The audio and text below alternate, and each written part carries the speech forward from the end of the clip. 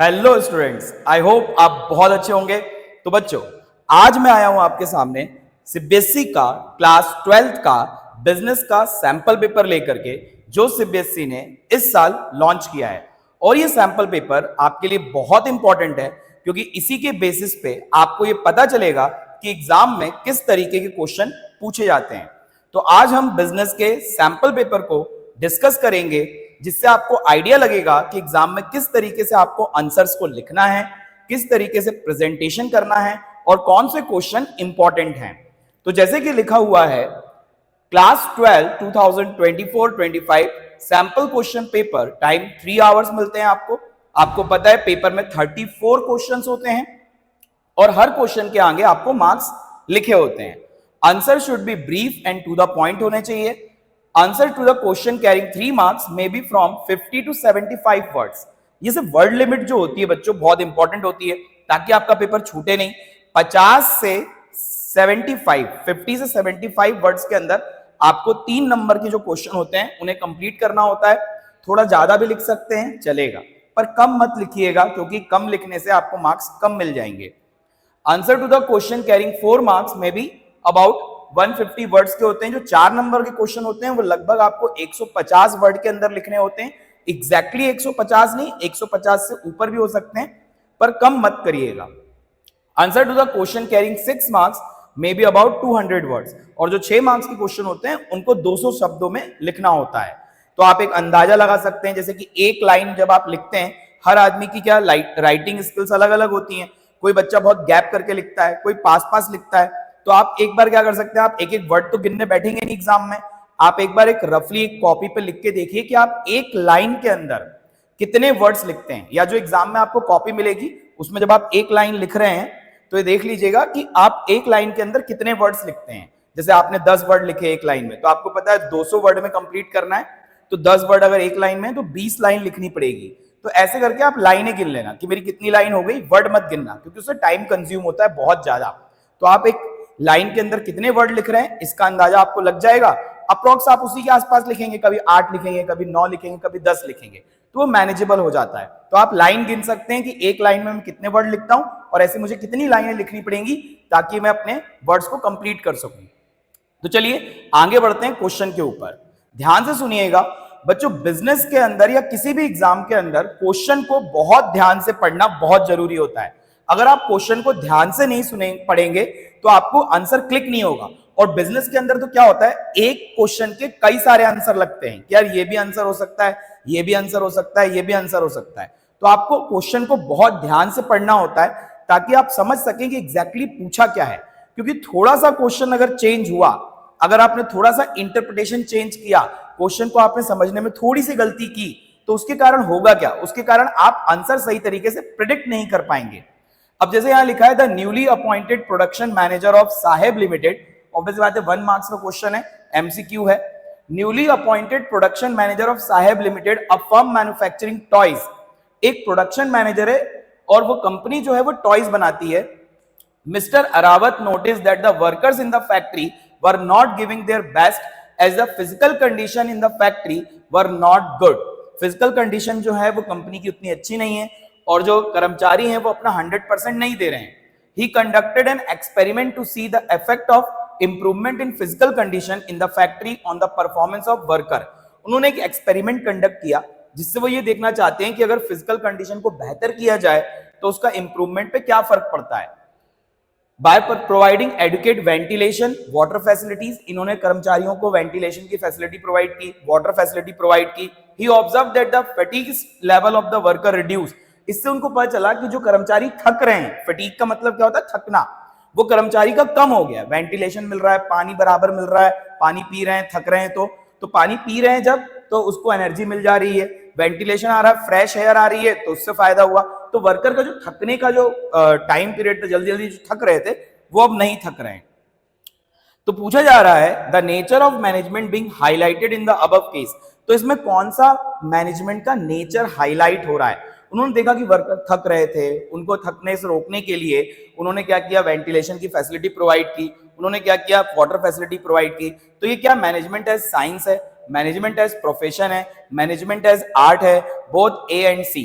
बच्चों देखो, प्रोफेशन क्या होता है? एक स्पेशलाइज्ड नॉलेज किसी एक फील्ड का, उसको प्रोफेशन बोलते हैं। तो प्रोफेशन तो ये कहीं से नहीं है। आर्ट मतलब किसी चीज को करके देखना, जो हमने थ्योरेटिकली पढ़ा उसे प्रैक्टिकली करके देखने को कहते हैं आर्ट। तो ये आर्ट भी नहीं है। तो ये क्या हो सकता है? Management as science. तो पहला हमारा आंसर है management as science. Management as science क्यों है ये? क्योंकि देखो हमने यहाँ पे स्टडी की, ऐसा करके देखा कि यार ऐसा करेंगे तो क्या प्रभाव पड़ेगा। Cause and effect relationship, science में क्या होती है? कॉज एंड इफेक्ट रिलेशनशिप होती है। तो ये मैनेजमेंट एज साइंस है, पहला आंसर। जल्दी से आ जाइए दूसरे क्वेश्चन पे। दूसरे क्वेश्चन में कह रहे हैं Jasmine Ahluwalia is the manager of artifacts museum marketing team responsible for promoting exhibitions and events. In the previous session, she defined the total work of managing the events into graphic designing, registration inquiries, bill payments, etc. in order to facilitate the specialization. ज्यादा ध्यान specialisation पे दिया जा रहा है बच्चों, आप देख रहे हैं। However, instead of allocating work, she had assigned each team member the full responsibility of managing the promotion of entire event. तो देखिए क्या कह रहा है सवाल हमसे। तो Jasmine Ahluwalia is the manager, ये मैनेजर की पोस्ट पे काम कर रही हैं आर्टफैक्ट्स म्यूजियम मार्केटिंग टीम में, और ये रिस्पॉन्सिबल है किसके लिए? प्रमोटिंग एग्जीबिशन एंड इवेंट्स कराने के लिए रिस्पॉन्सिबल है। In the previous session she defined the total work of managing the event into graphic designing, registration inquiry, bill payment etcetera. इन्होंने पूरा जो काम था, काम को मैनेज करने के लिए उन्होंने इवेंट्स डिसाइड किए हैं। कौन कौन से इवेंट होंगे? ग्राफिक डिजाइनिंग होगी, रजिस्ट्रेशन होगा, बिल पेमेंट होगा, ताकि स्पेशलाइजेशन आ सके। काम को बांट दिया है बच्चों ताकि स्पेशलाइजेशन आ सके। However, instead of allocating work, she had assigned each team member the full responsibility of managing the promotion of entire event. However, instead of allocating work, काम allocate करने के अलावा, मतलब काम allocate करने को छोड़ करके, she had assigned each team member, her member के ऊपर फुल रिस्पॉन्सिबिलिटी है कि पूरे प्रमोशन को वो मैनेज करे। In spite of holding regular team meeting to take feedback, Jasmine found problem throughout the event session in the quality of graphic designing, registration inquiry, bill payment. अब यहाँ पे problem क्या हुई कि उन्होंने सारा काम सभी टीम के मेंबर्स को दे दिया कि आप ये काम करोगे, सभी लोगों को इवेंट का पूरा काम दे दिया, सबको एक ही काम करना था। काम को उन्होंने डिवाइड नहीं किया अलग अलग पार्ट्स में। For the upcoming event season, the Jasmine had decided to divide these responsibilities. फिर बाद में उनको समझ, पहले जब उन्होंने काम डिवाइड नहीं किया, रिस्पॉन्सिबिलिटीज डिवाइड नहीं करी, तो काम अच्छे से नहीं हुआ। फिर बाद में उनको समझ में आया, Jasmine has decided to divide these responsibility on the basis of her observation of the area in which individual team member have excelled in the previous session. फिर उन्होंने ये देखा कि प्रीवियस सेशन में जिन लोगों ने जो काम बेहतर किए थे, उसके हिसाब से इन्होंने काम को डिवाइड करने की कोशिश की। Individual team member have excelled in the previous session and allocated the roles based on their skill and competency. Last time जिन्होंने जिस फील्ड में अच्छा काम किया था उसके हिसाब से उनको काम बांट दिया गया। Identify the step in the organizing process. Organizing की प्रोसेस पूछिए, इसमें कौन सी स्टेप आएगी? Which was not properly performed in the previous session has been duly performed in the upcoming season. तो पहले वाले टाइम पे उसने कौन से काम अच्छे से नहीं किया था और अब कौन सा अच्छा किया। तो बच्चों ऑर्गेनाइजिंग की प्रोसेस अगर आपको याद होगी तो आप इसका आंसर बता पाएंगे ज्यादा अच्छे से। तो पहला ऑप्शन दिया है identification and division of work, establishing reporting relationship. Reporting relationship क्या होता है कि काम नहीं हुआ तो कौन किसको बताएगा कि क्या काम हुआ है और क्या काम नहीं हुआ, रिपोर्ट करना। डिपार्टमेंटलाइजेशन की यहाँ कोई बात नहीं है, रिपोर्टिंग रिलेशनशिप की यहाँ कोई बात नहीं है। असाइनमेंट ऑफ ड्यूटीज, यहाँ पे हमने काम सही तरीके से नहीं दिया था कर्मचारियों को, तो ये एक रीजन हो सकता है असाइनमेंट ऑफ ड्यूटीज, है ना। कई बच्चों को लगेगा identification and division of work, ये भी हो सकता है। देखिए असाइनमेंट ऑफ ड्यूटीज ज्यादा सही आंसर क्यों है, क्योंकि यहाँ पे प्रॉब्लम क्या हो रही है। In spite of holding regular team meeting to take feedback, Jasmine found problem throughout the event session in quality of, तो दिक्कत हुई थी कहाँ गया, हाँ, in the previous session she define the total work of managing the event into graphic designing. काम तो उन्होंने बांट दिया था, अगर आप देखो तो उन्होंने बोला कि काम कैसा होना चाहिए, ग्राफिक डिजाइनिंग का अलग होना चाहिए, रजिस्ट्रेशन इंक्वायरीज अलग होनी चाहिए, बिल पेमेंट अलग होनी चाहिए, ताकि स्पेशलाइजेशन आए। काम तो उन्होंने क्या किया था, अलग अलग काम होंगे ये डिसाइड कर लिया था, पर वहां फेल कहां हुई, इंस्टेड ऑफ अलोकेटिंग वर्क, वो काम अलोकेट नहीं कर पाई, मतलब कौन सा व्यक्ति क्या काम करेगा ये नहीं बता पाई।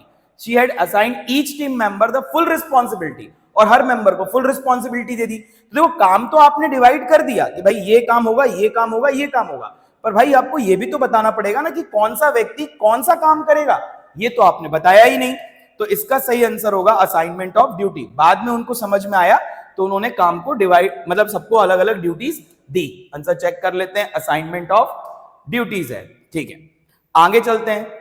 Read the following statements, assertion and reason, choose the correct alternative from the given below. आपको असर्शन और रीजन पढ़ने हैं और उसमें से करेक्ट अल्टरनेटिव को चूज करना है। तो ये बड़े इंपॉर्टेंट क्वेश्चन होते हैं और ये हर बार एग्जाम में आते हैं। तो क्या कह रहे हैं, financial planning aims at enabling the company to tackle the uncertainty in respect to the availability and timing of fund। कह रहे हैं फाइनेंशियल प्लानिंग अगर कोई व्यक्ति करे तो वो कंपनी जो है वो अनसर्टेनिटीज को फेस कर सकती है और टाइम पे उसको फंड अवेलेबल हो जाएगा। बिल्कुल मुझे तो सही बात लगती है। अगर आप कोई फाइनेंशियल प्लानिंग करेंगे तो आपके पास फंड की रिक्वायरमेंट जो होगी वो पूरी हो पाएंगी टाइम पे, आप अपने पैसों का सही तरीके से इस्तेमाल कर पाएंगे। अनसर्टेनिटीज क्या होती हैं, अनहोनी, जो हमें पता नहीं होती कि ऐसा भी हो सकता है, उन सबको आप आसानी से फेस कर पाएंगे। तो बात तो बिल्कुल सही लिखी हुई है, मतलब असर्शन जो है वो सही है। Capital structure refers to the mix between owners and borrowed fund. कह रहे हैं कैपिटल स्ट्रक्चर जो होता है उसमें ओनर्स फंड भी होता है और बोरोड फंड भी होता है। बच्चों ओनर्स फंड कौन क्या होता है, जो मालिक पैसा लगाते हैं कंपनी में उसको हम ओनर्स फंड बोलते हैं, और जो हमने कहीं से कर्जा लिया होता है उसको हम बोरोड फंड बोलते हैं। तो कैपिटल स्ट्रक्चर मतलब पूंजी जो बिजनेस में लगी हुई है, इन दोनों का कॉम्बिनेशन होता है। ये बात बिल्कुल सही है, ओनर्स फंड और बोरोड फंड मिला के ही कैपिटल स्ट्रक्चर बनता है। तो ऊपर वाली बात भी सही है, नीचे वाली बात भी सही है, मतलब असर्शन भी सही है और रीजन भी सही है। पर अब ये देखना पड़ेगा कि क्या ये करेक्ट एक्सप्लेनेशन है, ये देखना पड़ेगा।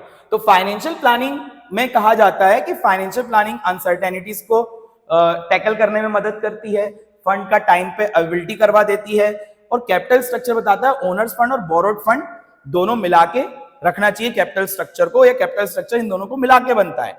पर इन दोनों बातों के अंदर मुझे ऐसा कहीं नहीं लग रहा है कि ये दोनों बातें एक दूसरे से कनेक्ट कर रही हो।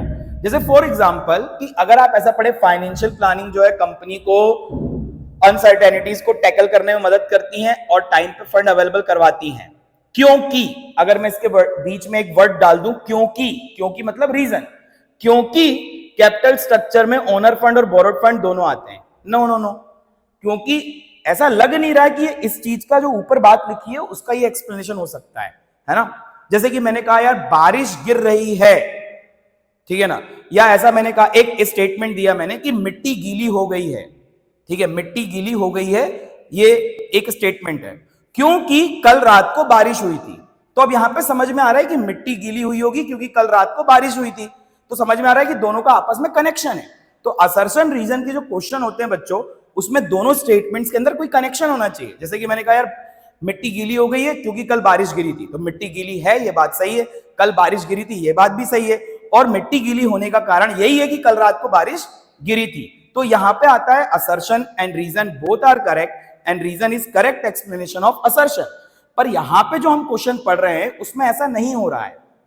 फाइनेंशियल प्लानिंग कंपनी को अनसर्टेनिटीज को टैकल करने में मदद करती है, टाइम पे फंड अवेलेबल करवाती है, क्योंकि अगर इसका सही रीजन दे होता तो क्या होता, क्योंकि फाइनेंशियल प्लानिंग में हम फंड की रिक्वायरमेंट का पता लगाते हैं, फंड हमें कितना चाहिए इस चीज का पहले से ही आकलन कर लेते हैं, क्योंकि प्लानिंग हमेशा एडवांस में की जाती है। तो ये सारी अगर बातें इसके रीजन में आती तो रीजन इसका करेक्ट एक्सप्लेनेशन होता। पर यहां पे कह रहे हैं कि कैपिटल स्ट्रक्चर दोनों का मिक्सअप होता है, ओनर फंड और बोरोड फंड। तो ये बात बिल्कुल डिफरेंट है, वो बात बिल्कुल डिफरेंट है, दोनों बातें सही है पर करेक्ट एक्सप्लेनेशन नहीं है। तो इसका आंसर क्या होना चाहिए, पहला वाला कह रहे हैं असर्शन फॉल्स रीजन ट्रू, ये तो गायब, दोनों ही ट्रू है क्योंकि इसमें भी रीजन फॉल्स लिखा है, ये भी नहीं होगा। सी में क्या कह रहे हैं, both assertion and reason are true but reason is not correct explanation of assertion. हाँ सी वाला सही है, रीजन और असर्शन दोनों सही है पर करेक्ट एक्सप्लेनेशन नहीं है। नीचे वाले में लिखा हुआ करेक्ट एक्सप्लेनेशन है तो वो नहीं। तो थर्ड का आंसर होगा सी, तो थर्ड का आंसर सी है। अब आ जाते हैं हम जरा फोर्थ क्वेश्चन पे। क्या कह रहे हैं फोर्थ क्वेश्चन में, secondary market directly promote capital formation. बिल्कुल गलत बात। देखिए सेकेंडरी मार्केट क्या होते हैं, सेकेंडरी मार्केट वो होते हैं जो जहां पे जा करके हम कंपनी के शेयर्स खरीद सकते हैं। पर कंपनी के शेयर जब सेकेंडरी मार्केट में आते हैं तो डायरेक्ट कंपनी के थ्रू नहीं आते। वो तो कब आते हैं, जब किसी व्यक्ति ने कंपनी से डायरेक्ट शेयर खरीद लिए, अब उसको वो शेयर किसी और को बेचना है तो वो जाता है सेकेंडरी मार्केट में। तो सेकेंडरी मार्केट एक मार्केट है, परंतु वहां पे डायरेक्टली कंपनी शेयर नहीं बेचती। वहां जो लोगों ने कंपनी से शेयर खरीद लिए होते हैं, जो लोग कंपनी से डायरेक्ट शेयर खरीदते हैं, उसको कौन सा मार्केट बोलते हैं? Primary market. प्राइमरी मार्केट कौन सा मार्केट है? जब कोई व्यक्ति डायरेक्ट कंपनी से शेयर खरीदता है उसको प्राइमरी मार्केट बोलते हैं। परंतु यहां पे क्या बोल रहे हैं, तो उसका पैसा, प्राइमरी मार्केट का पैसा कहां जाता है? कंपनी के पास। तो डायरेक्ट कैपिटल फॉर्मेशन हो जाता है क्योंकि कंपनी को फंड मिल जाता है। पर यहां कह रहे हैं कि सेकेंडरी मार्केट में कैपिटल फॉर्मेशन होता है, तो नहीं, ये बात सही नहीं है। क्योंकि सेकेंडरी मार्केट में कैसा होता है, जैसे मेरी बात को समझिएगा, रिलायंस कंपनी ने शेयर इशू किए और मैंने डायरेक्टली रिलायंस कंपनी से शेयर खरीदे, तो ये जो ट्रांजैक्शन हुआ ये प्राइमरी मार्केट में हुआ। मैं डायरेक्टली रिलायंस से शेयर खरीद रहा हूं, तो मेरा पैसा किसके पास गया? रिलायंस कंपनी के पास। रिलायंस कंपनी उस पैसे से क्या करेगी? पैसे से वो प्लांट एंड मशीनरी खरीदेगी, इक्विपमेंट खरीदेगी, नई ब्रांच खोलेगी, इससे हमारे देश की तरक्की होगी, कैपिटल फॉर्मेशन होगा। ठीक है, ये जो डील हो रही है प्राइमरी मार्केट में हो रही है। पर सेकेंडरी मार्केट क्या होता है? अब ध्यान से समझिएगा, मैंने रिलायंस से शेयर खरीद लिए, जिन जिन लोगों को रिलायंस से शेयर खरीदे थे उन सभी लोगों ने रिलायंस से शेयर खरीद लिए। अब रिलायंस के शेयर बिक चुके हैं। अब कोई तीसरा व्यक्ति है, मेरा मित्र है या मेरा कोई दूसरा व्यक्ति, कोई तीसरा व्यक्ति है जिसको रिलायंस के शेयर खरीदने हैं, पर अब रिलायंस की कंपनी थोड़ी ना शेयर बेच रही है, वो तो मैं जब बेच रही थी तो मैंने खरीद लिए थे। पर अब तीसरे व्यक्ति को अगर शेयर खरीदना है तो वो रिलायंस से नहीं खरीद सकता, उसको मुझसे खरीदना पड़ेगा, और मैं अगर बेचना चाहूं तो ही वो खरीद सकता है।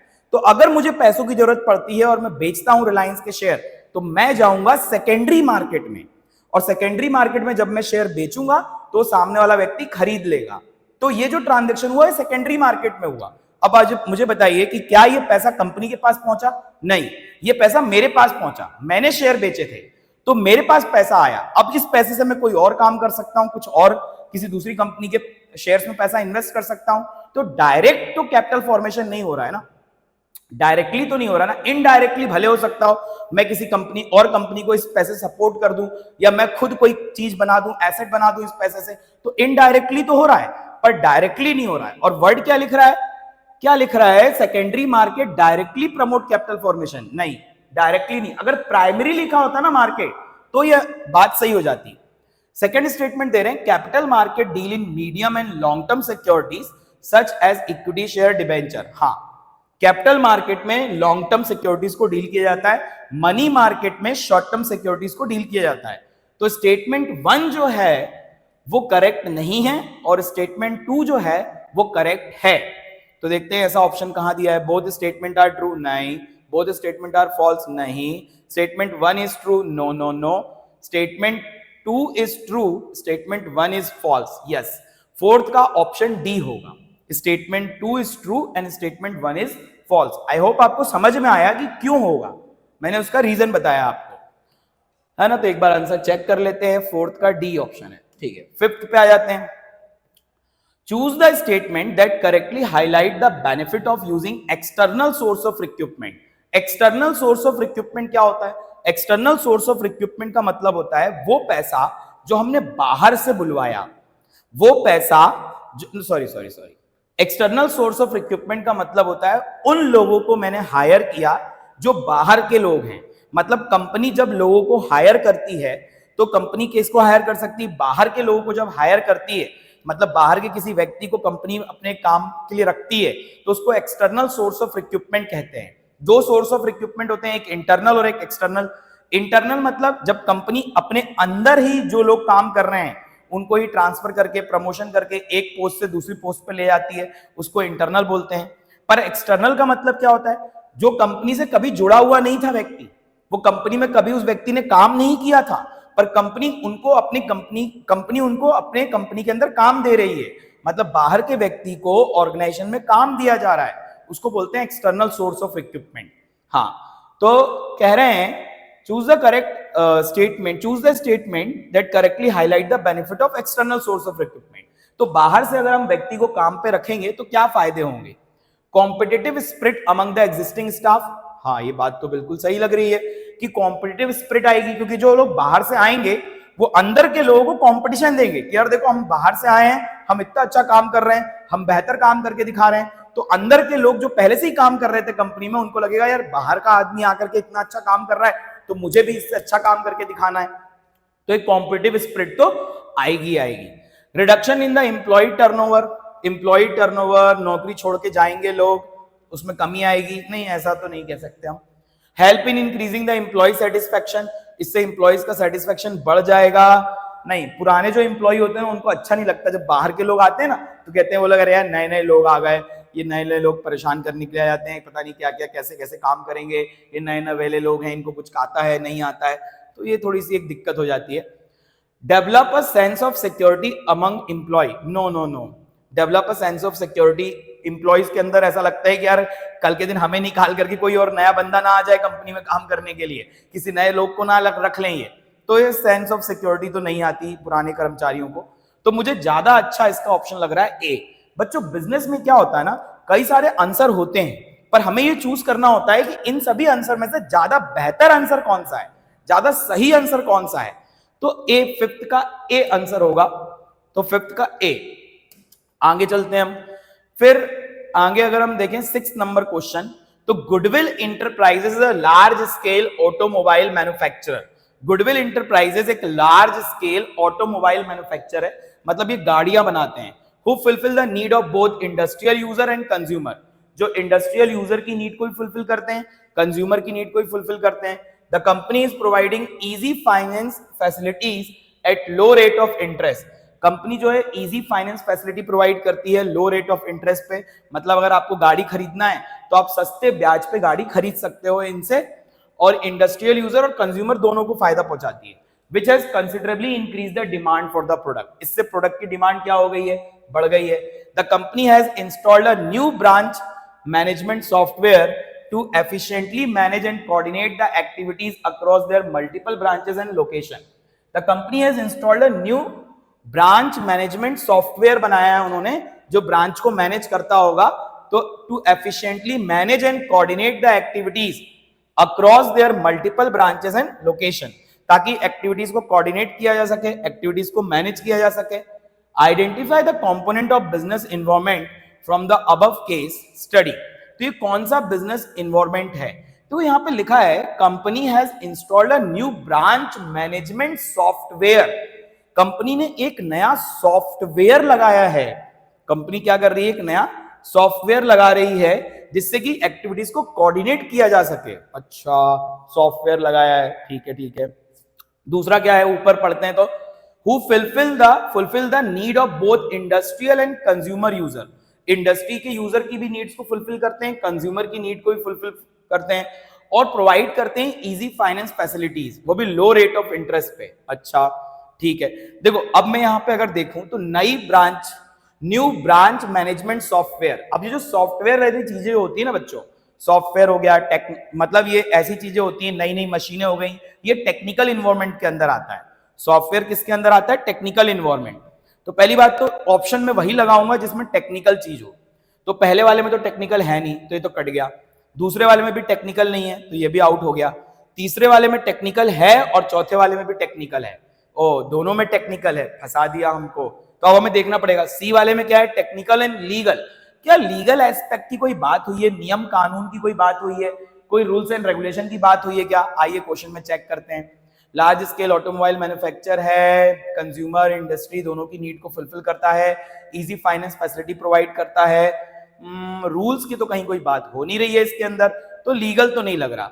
इकोनॉमिक एंड टेक्निकल, टेक्निकल तो है ही, इकोनॉमिक है क्या, इकोनॉमिक वाली बात कहां से लगती है, ठीक है, हाँ इकोनॉमिक है। The company is providing easy finance facility at low rate of interest, interest वगैरह फाइनेंस वगैरह हम इकोनॉमिक्स में पढ़ते हैं, तो इसका आंसर होगा D, economic and technical environment. 7th number question के अंदर क्या बोला जा रहा है देखते हैं, पहले देख लेते हैं 6 का आंसर क्या है, economic and technical environment. 7th number question के अंदर हमें 2 साइन दिए हुए बच्चों, एक ये दिया है भारत सरकार कैनो एड 14566 समथिंग गवर्नमेंट ऑफ इंडिया, और बीच में लिखा है एग मार्क। ओ एग मार्क आपने पढ़ा होगा कंज्यूमर प्रोटेक्शन में। एग मार्क जो होता है वो एग्रीकल्चर प्रोडक्ट्स पे लगता है। एग्रीकल्चर मार्क जो होता है वो एग मार्क होता है। और ये कौन सा है यार, ये मटका बना है और उसकी परछाई बनी है। ये अगर आपने मार्क्स पढ़े होंगे और मैंने लेक्चर में भी पढ़ाए थे आपको, ये है eco friendly mark. Eco friendly mark मतलब जो प्रोडक्ट इको फ्रेंडली तरीके से बनाए जाते हैं, जो इन्वायरमेंट को नुकसान नहीं पहुंचाते, उन पे ये मटका और उसकी परछाई वाला मार्क रहता है। और ये जो खाद की बोरियां हो गई, पेस्टिसाइड या जो क्या कहते हैं जो अपन को एग्रीकल्चर में यूज होते हैं प्रोडक्ट, उनके ऊपर ये एग मार्क देखने को मिलता है। क्वेश्चन क्या पूछा जा रहा है, आइए देखते हैं। Identify the responsibility that a consumer fulfil when he look for the quality marks given above. अच्छा, ऊपर जो मार्क्स देख के कौन सी रिस्पॉन्सिबिलिटी को फुलफिल करता है कंज्यूमर। अच्छा, assert yourself to ensure that you get a fair deal. No, getting a proper receipt, buy only standardized product। हाँ देखो, जिनके ऊपर पता है ये मार्क लगे होते हैं ना, वो स्टैंडर्डाइज्ड प्रोडक्ट होते हैं, मतलब उनकी क्वालिटी अच्छी होती है, तभी ये मार्क अलॉट होते हैं, वरना ये मार्क अलॉट नहीं होते। जैसे ज्वेलरी अगर आप खरीदो तो BIS हॉलमार्क मिलता है, वो तभी मिलता है जब आपकी प्रोडक्ट की क्वालिटी बहुत अच्छी हो। तो ऑब्वियस सी बात है कि हाँ, ये मतलब बाय ओनली स्टैंडर्डाइज्ड प्रोडक्ट का मार्क सही लगता है। Be honest in your dealing, नहीं, सी इसका आंसर होगा। तो 7th वाले का answer C, B buy only standardized product. चलिए आगे चलते हैं, विजुअली इंपायर्ड स्टूडेंट्स के लिए है। तो आइए चलते हैं 8 नंबर क्वेश्चन के ऊपर।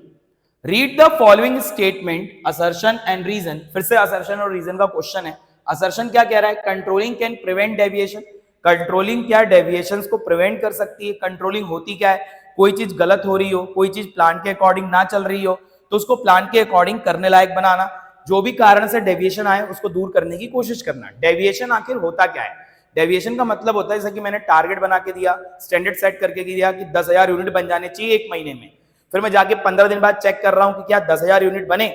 जब मैंने चेक किया 15 दिन के अंदर 10,000 बनना भी नहीं चाहिए था, 5,000 बनना चाहिए, तो क्या 15 दिन बाद 5,000 यूनिट बने। जब मैंने जाके चेक किया तो 15 दिन बाद पता चला कि 3,000 यूनिट ही बने हैं, मतलब अकॉर्डिंग टू प्लान नहीं हो रहा है। अगर 1 महीने में 10,000 बनने चाहिए तो 15 दिन के अंदर 5,000 बन जाने चाहिए, पर 3,000 ही बने। तो ये जो 2,000 की कमी आई है ना, इसी को डेविएशन कहते हैं। तो क्या ये डेविएशन को कंट्रोलिंग रोक सकती है, तो कंट्रोलिंग डेविएशन को रोक नहीं सकती, पर हम डेविएशन को आगे भविष्य में होने से रोक सकते हैं by the help of controlling, क्योंकि हमें पता चल जाएगा कि भाई क्यों डेविएशन आया। फिर हम पूछेंगे कि भाई 2,000 कम क्यों बना, तो कर्मचारी बताएगा सर रॉ मटेरियल खराब था, मशीन खराब थी। तो हम ये कोशिश करेंगे रॉ मटेरियल अवेलेबल करवा दें अच्छी क्वालिटी का, और मशीन को रिपेयर करवा दें ताकि दोबारा ऐसी चीज ना हो। तो कंट्रोलिंग जो है वो डेविएशन को प्रिवेंट करेगी आगे से, पर मतलब कंट्रोलिंग डेविएशन के रीजन पता करती है और उसको सुधारने की कोशिश करती है ताकि भविष्य में ऐसा ना हो। तो controlling can prevent deviation, first time में तो नहीं, पर आगे चल के शायद प्रिवेंट कर सके अगर वही चीज दोबारा से हो रही हो तो कंपनी के अंदर। कंट्रोलिंग हेल्प इन मैनी, ये पूरी तरीके से सही नहीं है असर्शन, पूरी तरीके से असर्शन सही नहीं है। रीजन पढ़ते हैं। Controlling help in minimizing the deviation by taking corrective action, by taking action and decision that reduce their reoccurrence. हाँ, कंट्रोलिंग डेविएशंस को कम करने में मदद करती है, वो दोबारा से ना हो इस चीज को एंश्योर करती है। तो रीजन बिल्कुल सही है। तो assertion is false, reason is true. Option number D, assertion is false, reason is true. 9th number question पे आते हैं। तो 9th नंबर क्वेश्चन में कह रहे हैं joining a job marks the beginning of socialization of employee at the workplace. जब एक कर्मचारी जॉब को ज्वाइन करता है, पहले आंसर चेक कर लेते हैं 8 का आंसर क्या है। 8 का आंसर डी है, ठीक है। फिर कह रहे हैं 9th का, joining a job makes the beginning of socialization of employee at the workplace. जब एक कर्मचारी जॉब को ज्वाइन करता है तो वो सोशलाइज हो जाता है वर्क प्लेस पे, बिल्कुल सही बात है।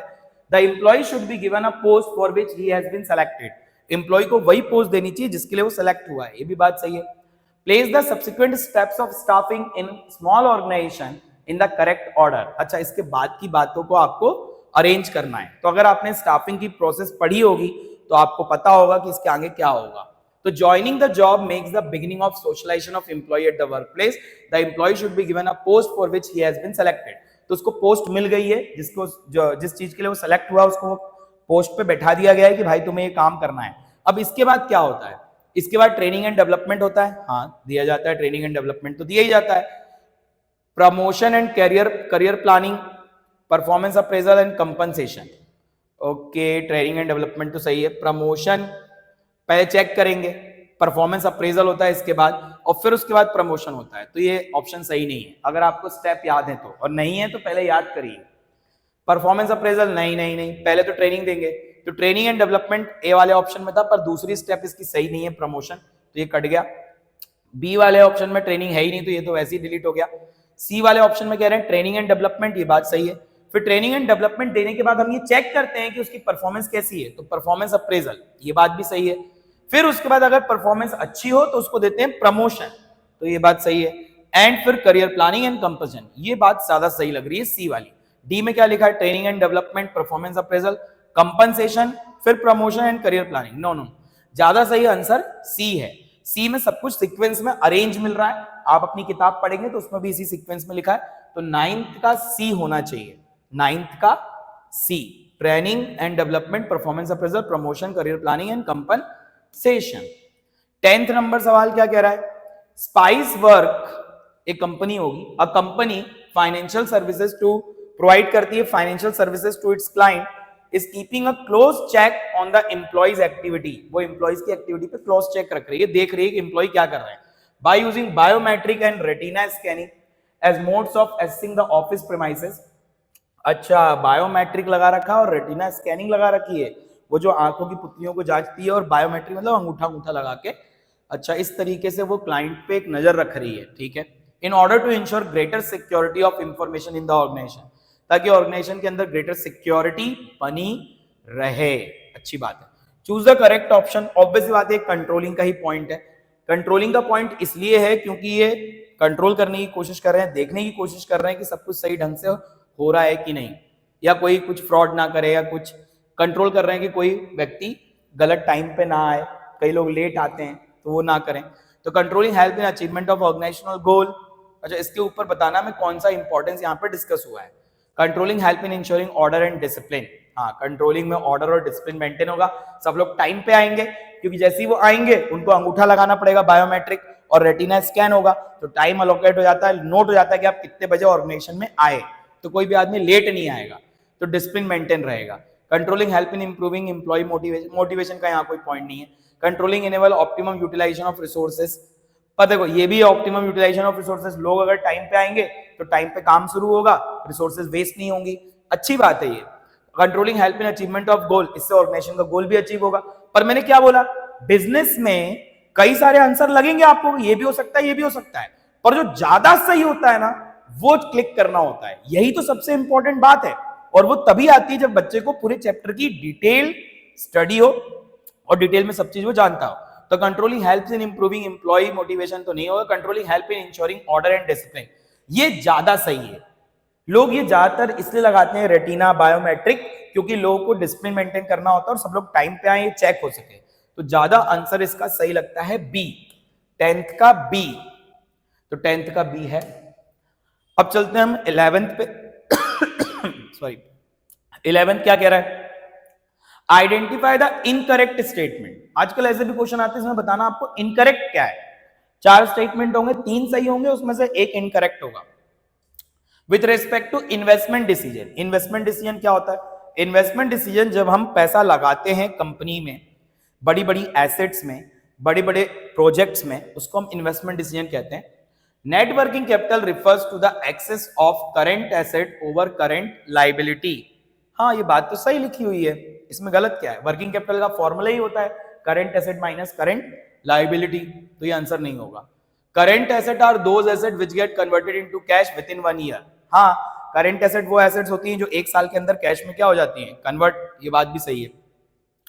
Capital budgeting decisions are irreversible, हाँ कैपिटल बजटिंग डिसीजन वो डिसीजन होते हैं जिसमें हम बहुत सारा पैसा लगाते हैं, और अगर हमने एक बार पैसा लगाने के बाद रिवर्स करने की सोची तो हमें बहुत ज्यादा नुकसान होता है, इसलिए हम कहते हैं कि वो इररिवर्सिबल है, ये बात भी सही है।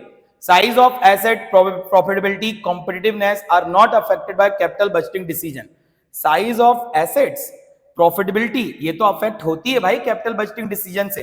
कैपिटल बजटिंग डिसीजन बताता है कि कहां पे पैसा इन्वेस्ट करना चाहिए, तो ये बात सही नहीं है, ये गलत लिखा हुआ है, तो यही आंसर होगा 11th का डी, 11th का डी। 12th पे आ जाते हैं, state the commission has the jurisdiction to entertain complain where the value of goods and services paid as consideration is. State commission में कौन से कितने अमाउंट से लेके कितने अमाउंट तक का केस जाता है, ये कंज्यूमर प्रोटेक्शन वाले चैप्टर से है। तो more than 1 crore and not more than 5 crore, नहीं नहीं नहीं, 5 करोड़ वाली तो कोई लिमिट ही नहीं है कहीं भी। मोर देन 10 करोड़, 10 करोड़ से ज्यादा का केस, 10 करोड़ से ज्यादा का केस तो मेरे ख्याल से नेशनल कमीशन में जाता है। Less than 1 crore, less than 1 crore तो डिस्ट्रिक्ट कमीशन में जाता है। मोर देन 1 करोड़, हाँ मोर देन 1 करोड़ जाता है, नॉट मोर देन 10 करोड़, बिल्कुल ऑप्शन नंबर डी होगा। इसको आप बुक में जब आप पढ़ेंगे तो आपको पता चलेगा कि 0 से लेकर के 1 करोड़ तक के केस डिस्ट्रिक्ट कमीशन या डिस्ट्रिक्ट फोरम में जाते हैं। उसके बाद 1 करोड़ से 10 करोड़ तक के केस स्टेट कमीशन में जाते हैं।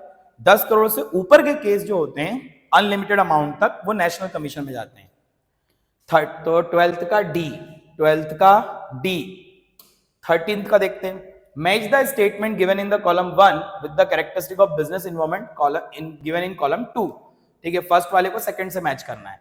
Increase demand of khakhra and thepla, ओ भाई लोग गुजराती लोग, in the region of Gujarat as compare to the Delhi region. Increase demand of khakhra and thepla, हाँ बिल्कुल भाई, गुजरात में ज्यादा लोग खाते हैं खाखड़ा, फाफड़ा, थेपला, ये चीजें वहां पे बहुत फेमस है, तो बिल्कुल सही बात है। तो ये इसको किससे मैच करना है अपन को, सेकंड वाले से मैच करना। और दिल्ली रीजन में ऐसा नहीं होता, दिल्ली रीजन में कम खाते होंगे लोग, हाँ तो ये बात सही है। तो ये बात सही है, तो किससे मैच करना है, ये क्या बता रहा है, तो क्या बता रहा है भाई, अनसर्टेनिटी, डायनामिक, रिलेटिविटी या इंटर रिलेटेडनेस। तो यार मुझे लगता है ये रिलेटिविटी बता रहा है। रिलेटिविटी क्या होता है, रिलेटिविटी मतलब एक रीजन दूसरे रीजन से अलग है, इस रीजन में अलग होता है, इस रीजन में अलग होता है। तो रिलेटिविटी फर्स्ट का थर्ड, तो फर्स्ट का थर्ड किस ऑप्शन में है, ए का थर्ड, देखो ए का थर्ड इन दोनों में है, ए और डी, ओके, बी और सी में तो है नहीं, तो ये खारिज हो गया, बिल्कुल कोई काम के नहीं है बी और सी। अब कई बच्चों को मैं ये बताना चाह रहा हूं, देखो जैसे कि आपको अगर एक भी क्लिक हो जाता है ना, यार ये इसका ऑप्शन ये हो सकता है, आपको वो कंफर्म पता है, जैसे यहाँ पे डी 4 दिए पर आपको लगता है यार पहला वाला मुझे नहीं समझ में आ रहा, तो आप दूसरे वाले को देखो। जैसे मेरे को आ गया रिलेटिविटी, तो मैंने क्या किया, 2 पॉइंट यहीं से हटा दिए, बी और सी को मैं देखूंगा ही नहीं, अब ए और डी में कंपटीशन होगा, तो मैं थोड़ा और क्लियर हो जाऊंगा कि मुझे ए और डी में ही आंसर देना है। पर जैसे किसी बच्चे को पहला वाला क्लिक नहीं हुआ तो दूसरा वाला देख ले, वो दूसरे वाले में क्या कह रहे हैं, digital academic certificates are issued to the student accessible in a secured manner to eliminate undesirable practice like corruption, manipulation of record under digital media initiative. Such technical improvement are happening at very fast. Technological improvement की बात हो रही है और ये बहुत तेजी से हो रहा है ताकि सिक्योरिटी बनी रहे। तो बहुत तेजी से हो रहा है मतलब डायनामिक जो चेंजेस हो रहे हैं उसको क्या बोलते हैं, डायनामिक। तो डायनामिक, बी का डायनामिक लग रहा है, तो बी का डायनामिक मुझे लग रहा है कि बी का सेकंड होगा डायनामिक। किसी बच्चे को अगर ये भी क्लिक नहीं हुआ, मैं अगर बी का देखता तो डायनामिक देखता, तो मेरे हिसाब से ए वाला ऑप्शन, ए का थर्ड मेरा रिलेटिविटी था, बी का सेकंड डायनामिक था, तो मेरा ये हो गया, डी वाले में फर्स्ट था, तो मैं तो यही कोई लगा दूंगा और चला जाऊंगा। अब किसी बच्चे को अगर क्लिक नहीं हुआ तो और आगे जाएगा, fashion market is facing both opportunity and challenges, therefore it is difficult to predict the future of fashion market। तो फैशन मार्केट का हम भविष्य का अंदाजा नहीं लगा सकते, ये बात सही है, इसको अनसर्टेनिटी बोलते हैं, अनसर्टेनिटी, अंदाजा ना लगाना। तो थर्ड का, सी का फर्स्ट, अगर किसी बच्चे को सी का फर्स्ट क्लिक हो गया तो सी का फर्स्ट देखिए, एक यहाँ पे एक यहाँ पे, तो वो फिर ये बी, ए और सी में देखेगा, फिर वो बी और डी नहीं देखेगा, है ना। डी वाला क्या कह रहा है, new government will result in changing government rules, physical policy, market condition. अच्छा, तो न्यू गवर्नमेंट जो आएगी वो रूल्स को चेंज करेगी, फिजिकल पॉलिसीज को चेंज करेगी, तो ये इंटर रिलेटेडनेस है। तो इंटर रिलेटेडनेस डी का 4, डी का 4, डी का 4, तो मेरे वाले ऑप्शन में डी का 4 है, ए वाले में, और डी का 4 यहाँ भी है, तो बी तो मैं पहले खारिज कर चुका था, डी का 4 यहाँ भी है, पर ये बी वाला क्लिक नहीं हुआ था ना डी वाले ऑप्शन में, तो ए वाला ऑप्शन होगा, तो इसका आंसर होना चाहिए ए, 13th का ए, 13th का ए। 14th पे आ जाइए, 14th पे देखते हैं, the process of classification of product into different group on the basis of some of the important characteristics, जैसे क्वालिटी के हिसाब से, साइज के हिसाब से, जब हम प्रोडक्ट को डिफाइन करते हैं या उनका ग्रुप बनाते हैं, तो ग्रुप बनाना, जी से ग्रुप और जी से ग्रेडिंग, तो इसका आंसर होना चाहिए ग्रेडिंग, क्योंकि हम प्रोडक्ट को उनकी क्वालिटी साइज के हिसाब से ग्रेड कर रहे हैं, एक जैसे अरेंज कर रहे हैं। जैसे आपने किसी ठेले पे गए होगे, तो वहां पे एप्पल जमे होते हैं, तो कहता है भैया ये वाले एप्पल 150 रुपए किलो, नीचे वाले एप्पल 120 रुपए किलो, उसके नीचे वाले 100 वाले 100 रुपए किलो। तो ये क्यों करता है? वो जो 150 वाले हैं वो ज्यादा अच्छे होंगे, उनका साइज बड़ा होगा, इसलिए वो महंगे होंगे, और सारे उसमें एक जैसे दिख रहे होंगे, तो एक जैसे प्रोडक्ट को एक जगह अरेंज करने को कहते हैं ग्रेडिंग। तो 14th का आंसर सी होगा, ग्रेडिंग। 14th का आंसर सी, ग्रेडिंग। 15th पे आ जाते हैं। Shiv Kumar runs a legal consultancy firm in the Chhattisgarh. Whenever the firm hire new employee on the first day of the joining, they are welcomed to the organization and given detail about the dress code, lunch timing, introduction to daily operation, fellow colleagues. They are also familiarized with the organization policy and procedure, emergency exit, evacuation procedure, etc. Name the type of training which is provided by Shiv Kumar in this form. देखो, जब पहली बार कोई कर्मचारी आता है और उसको जब हम कंपनी के बारे में इंट्रोडक्शन देते हैं, कंपनी के बारे में बताते हैं, इसको हम इंडक्शन बोलते हैं। क्या बोलते हैं? इंडक्शन। तो इसका आंसर होगा इंडक्शन। अप्रेंटिसशिप क्या होता है? वो तो कर्मचारी को काम सिखाना होता है, कंपनी में वो ट्रेनिंग के लिए आता है तब। वेस्टिबुल ट्रेनिंग में डमी मॉडल दे देते हैं मशीन का, उसके ऊपर वो काम करता है, फिर वो जब काम सीख जाता है दूसरे मशीन उसको पकड़ाते हैं अच्छी वाली। इंटर्नशिप में बच्चा पढ़ाई कर रहा होता है, पढ़ाई के दौरान वो कॉलेज से उसको 3-4 महीने के लिए इंटर्नशिप पे भेजा जाता है, काम सीखता है, वापस आकर के अपनी पढ़ाई को कंटिन्यू करता है, डिग्री लेता है ना। पर इंडक्शन में क्या होता है? कर्मचारी नौकरी ज्वाइन करता है, उसको कंपनी के बारे में इंट्रोडक्शन दिया जाता है, सारी नियम कानून बताए जाते हैं, सब चीज बताई जाती है, तो इसका आंसर होगा इंडक्शन। 15th का इंडक्शन। 16th का आंसर देखते हैं। Identify the incorrect statement with respect to the consumer protection in India. Consumer protection से रिलेटेड कौन सा इनकरेक्ट ऑप्शन होगा वो देखिएगा। It not only include educating consumer about their right and responsibility, but also help in getting their grievances redressed. ये बिल्कुल सही बात लिखी हुई है, उनकी प्रॉब्लम को सॉल्व भी करता है और उनको एजुकेट भी करता है, तो इस बात में कोई खराबी नहीं है। ये बात सही है। अपन को इनकरेक्ट ढूंढना है, तो ये बात सही है, ए आंसर नहीं होगा। It not only require a judicial machinery for protecting the interest of consumer, but also require the consumer to get together and form themselves into consumer association for protection and promotion of their interest. ये बात भी बिल्कुल सही है, judicial machinery होती है इसमें, जिससे कंज्यूमर के इंटरेस्ट की रक्षा की जाती है। It is the moral duty of any business to take care of consumer interest and avoid any form of exploitation. ये एक बिजनेस की मोरल ड्यूटी होती है to take care of consumers interest, कि कंज्यूमर के इंटरेस्ट की care करें, and avoid any form of exploitation, किसी भी प्रकार का कोई एक्सप्लॉयटेशन ना करें। एक बिजनेस की मोरल ड्यूटी होती है ये। बिजनेस के पॉइंट ऑफ व्यू से कंज्यूमर प्रोटेक्शन एक्ट बना तो है, पर ज्यादातर बात ये कंज्यूमर के इंटरेस्ट की करता है। डी वाले में कह रहा है the consumer provisions of consumer protection act came into force from 1981। 1981 से कंज्यूमर प्रोटेक्शन एक्ट फोर्स में आया है, 1981 नहीं, ऑप्शन नंबर डी जो है वो सही नहीं लग रहा है। 1981 में कंज्यूमर प्रोटेक्शन एक्ट पास नहीं हुआ था, तो ऑप्शन नंबर डी गलत लग रहा है। The consumer protection act came into force from 1981, ये बात गलत है। समझ गए आप बात को? बाकी सब सही लगती है। It is the moral duty of business to take care of consumer interest and avoid any form of exploitation. Consumer protection act consumer के लिए बना तो है, पर उसमें बिजनेसमैन के लिए भी बताया गया है कि उनको क्या करना चाहिए और क्या नहीं करना चाहिए, तो ये बात भी सही लग रही है। तो ये बात गलत है। कंज्यूमर प्रोटेक्शन एक्ट 2019 हो चुका है, क्योंकि उसका अमेंडमेंट हो चुका है, और कंज्यूमर प्रोटेक्शन एक्ट मेरे ख्याल से 1986 या 1886 का है। Consumer protection act, consumer protection act came into force. तो कंज्यूमर प्रोटेक्शन एक्ट 2019 हो चुका है, मैं बताता रहा हूं, अमेंडमेंट हुआ है, पर जब सबसे पहली बार ये आया था तब ये आया था 1981 में। ये गलत बात है। कंज्यूमर प्रोटेक्शन एक्ट सबसे पहली बार कब आया है? 1986 में आया है, 1986 में आया था, तो 1986 का सही आंसर होता, पर ये आंसर गलत है, तो ये ऑप्शन 16 का ऑप्शन डी होगा, 1986। अभी आपको किताब में तारीख नहीं मिलेगी, पहले ये तारीख होती थी पर अब नहीं मिलेगी, क्योंकि अब 2019 हो गया है, क्योंकि अमेंड हुआ है तो उस समय से वो तारीख डल गई।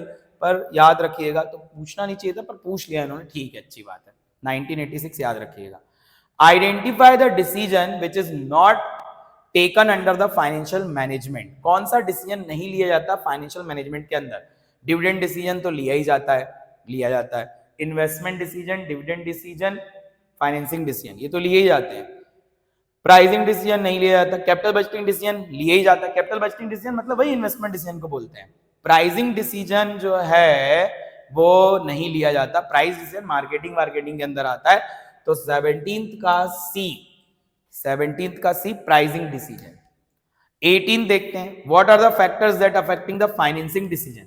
कौन सा ऐसे फैक्टर्स हैं जो फाइनेंसिंग डिसीजन पर प्रभाव डालते हैं? Cash flow of the position of the company. Financing मतलब कहां से पैसा इकट्ठा करना है, इसकी बात कर रहे हैं। कहां से पैसा लेंगे, कहां से कर्जा लेंगे, कहां से पैसा इकट्ठा करेंगे कंपनी के लिए, उसकी बात कर रहे हैं। तो cash flow of position of the company, हाँ, इससे प्रभावित होता है। कैश फ्लो मतलब कितना पैसा हमारे पास है। देखो कैश फ्लो अगर होगा तभी तो हम कर्जे को टाइम पे चुका पाएंगे, तो कैश फ्लो से प्रभावित होता है। Stability of earning, stability of earning अगर होगी तो हम टाइम पे पेमेंट कर पाएंगे। उतना ज्यादा इफेक्ट नहीं कर रहा लग रहा है ये। स्टेबिलिटी ऑफ अर्निंग से उतना फर्क नहीं पड़ेगा। Degree of financial risk most important. जब भी हम कहीं से पैसा लेते हैं तो हमें डिग्री ऑफ फाइनेंशियल रिस्क देखना चाहिए। तो ए और सी अगर किसी ऑप्शन में मिल रहे हैं, ए और सी में भी मिल रहा है, डी में भी मिल रहा है, तो आगे जाना पड़ेगा। कॉन्ट्रैक्चुअल कॉन्स्ट्रेंट्स, कॉन्ट्रैक्चुअल कॉन्स्ट्रेंट से फाइनेंसिंग डिसीजन पे फर्क पड़ता है। फाइनेंसिंग डिसीजन पे फर्क पड़ सकता है। कॉन्ट्रैक्चुअल कॉन्स्ट्रेंट क्या होता है? जैसे हमने किसी व्यक्ति के साथ कॉन्ट्रैक्ट किया है कि भाई अगर हम कहीं से पैसा लेंगे तो हम ब्याज नहीं दे सकते।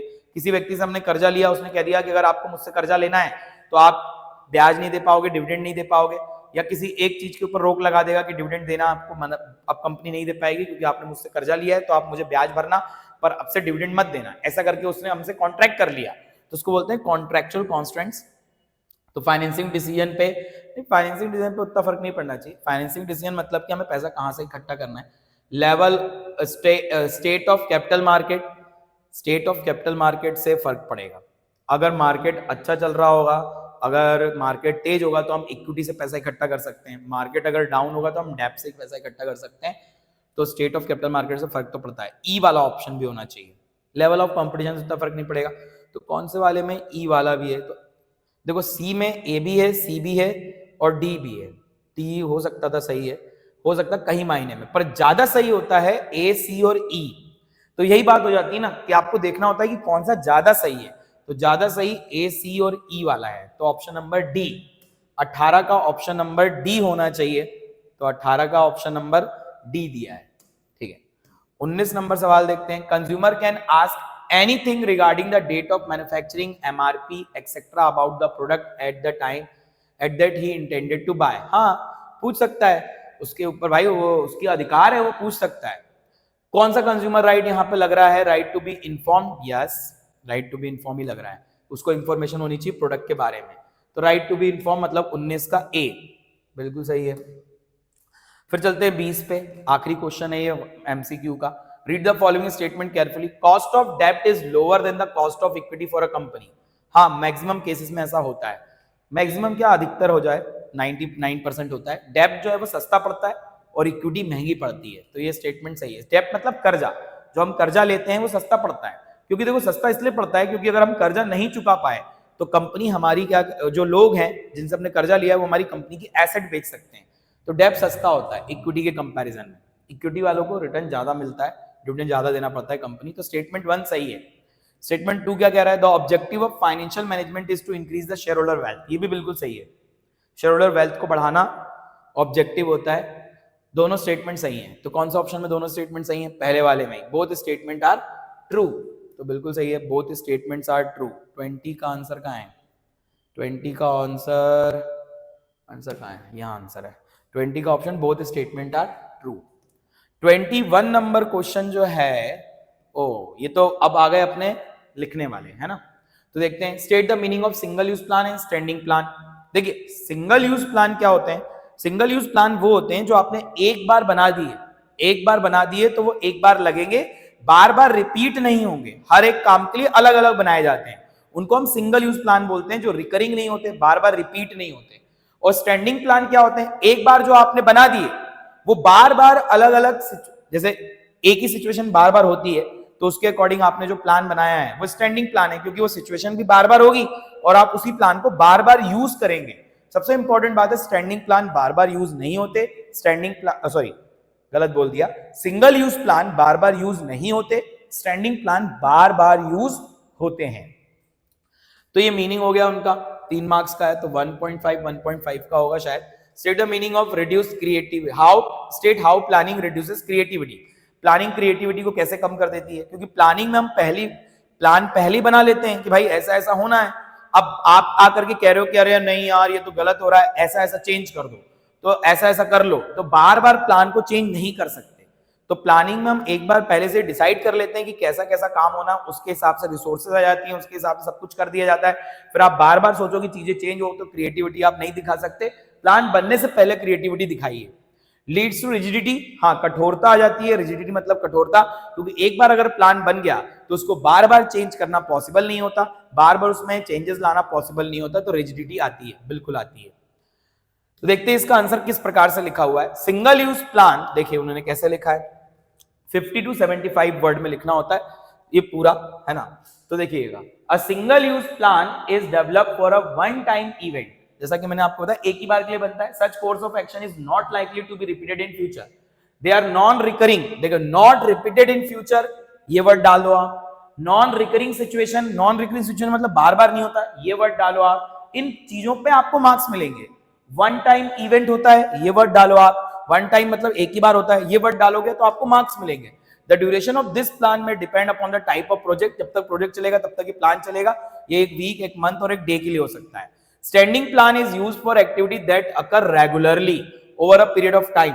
देखो अब यहां पे डालना अकर रेगुलरली, इस पे आप अंडरलाइन करके आइएगा, अकर रेगुलरली पे, है ना। It is designed to ensure that internal operation of an organization runs smoothly, internal operation smoothly चले, इस पे अंडरलाइन करके आइएगा और आपको ये शब्द यूज करने हैं। Such a plan greatly enhance the efficiency in the routine decision making, routine decision making में आपकी efficiency को बढ़ाता है।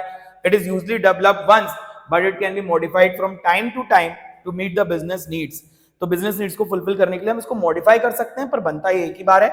तो देखिए जो कीवर्ड्स होते हैं ना उनको अंडरलाइन करना बहुत जरूरी होता है। वन टाइम इवेंट है, not likely to be repeated in future, ये बात हो गई। नॉन रिकरिंग बात हो गई सिंगल यूज में, है ना। स्टैंडिंग में क्या हो गई, रेगुलरली होती है over a period of time. Design to ensure internal operation अच्छे से हो, रन स्मूथली करे ऑर्गेनाइजेशन, रूटीन डिसीजन मेकिंग में हेल्प करते हैं। कुछ शब्द होते हैं जिन पे अंडरलाइन करना होता है।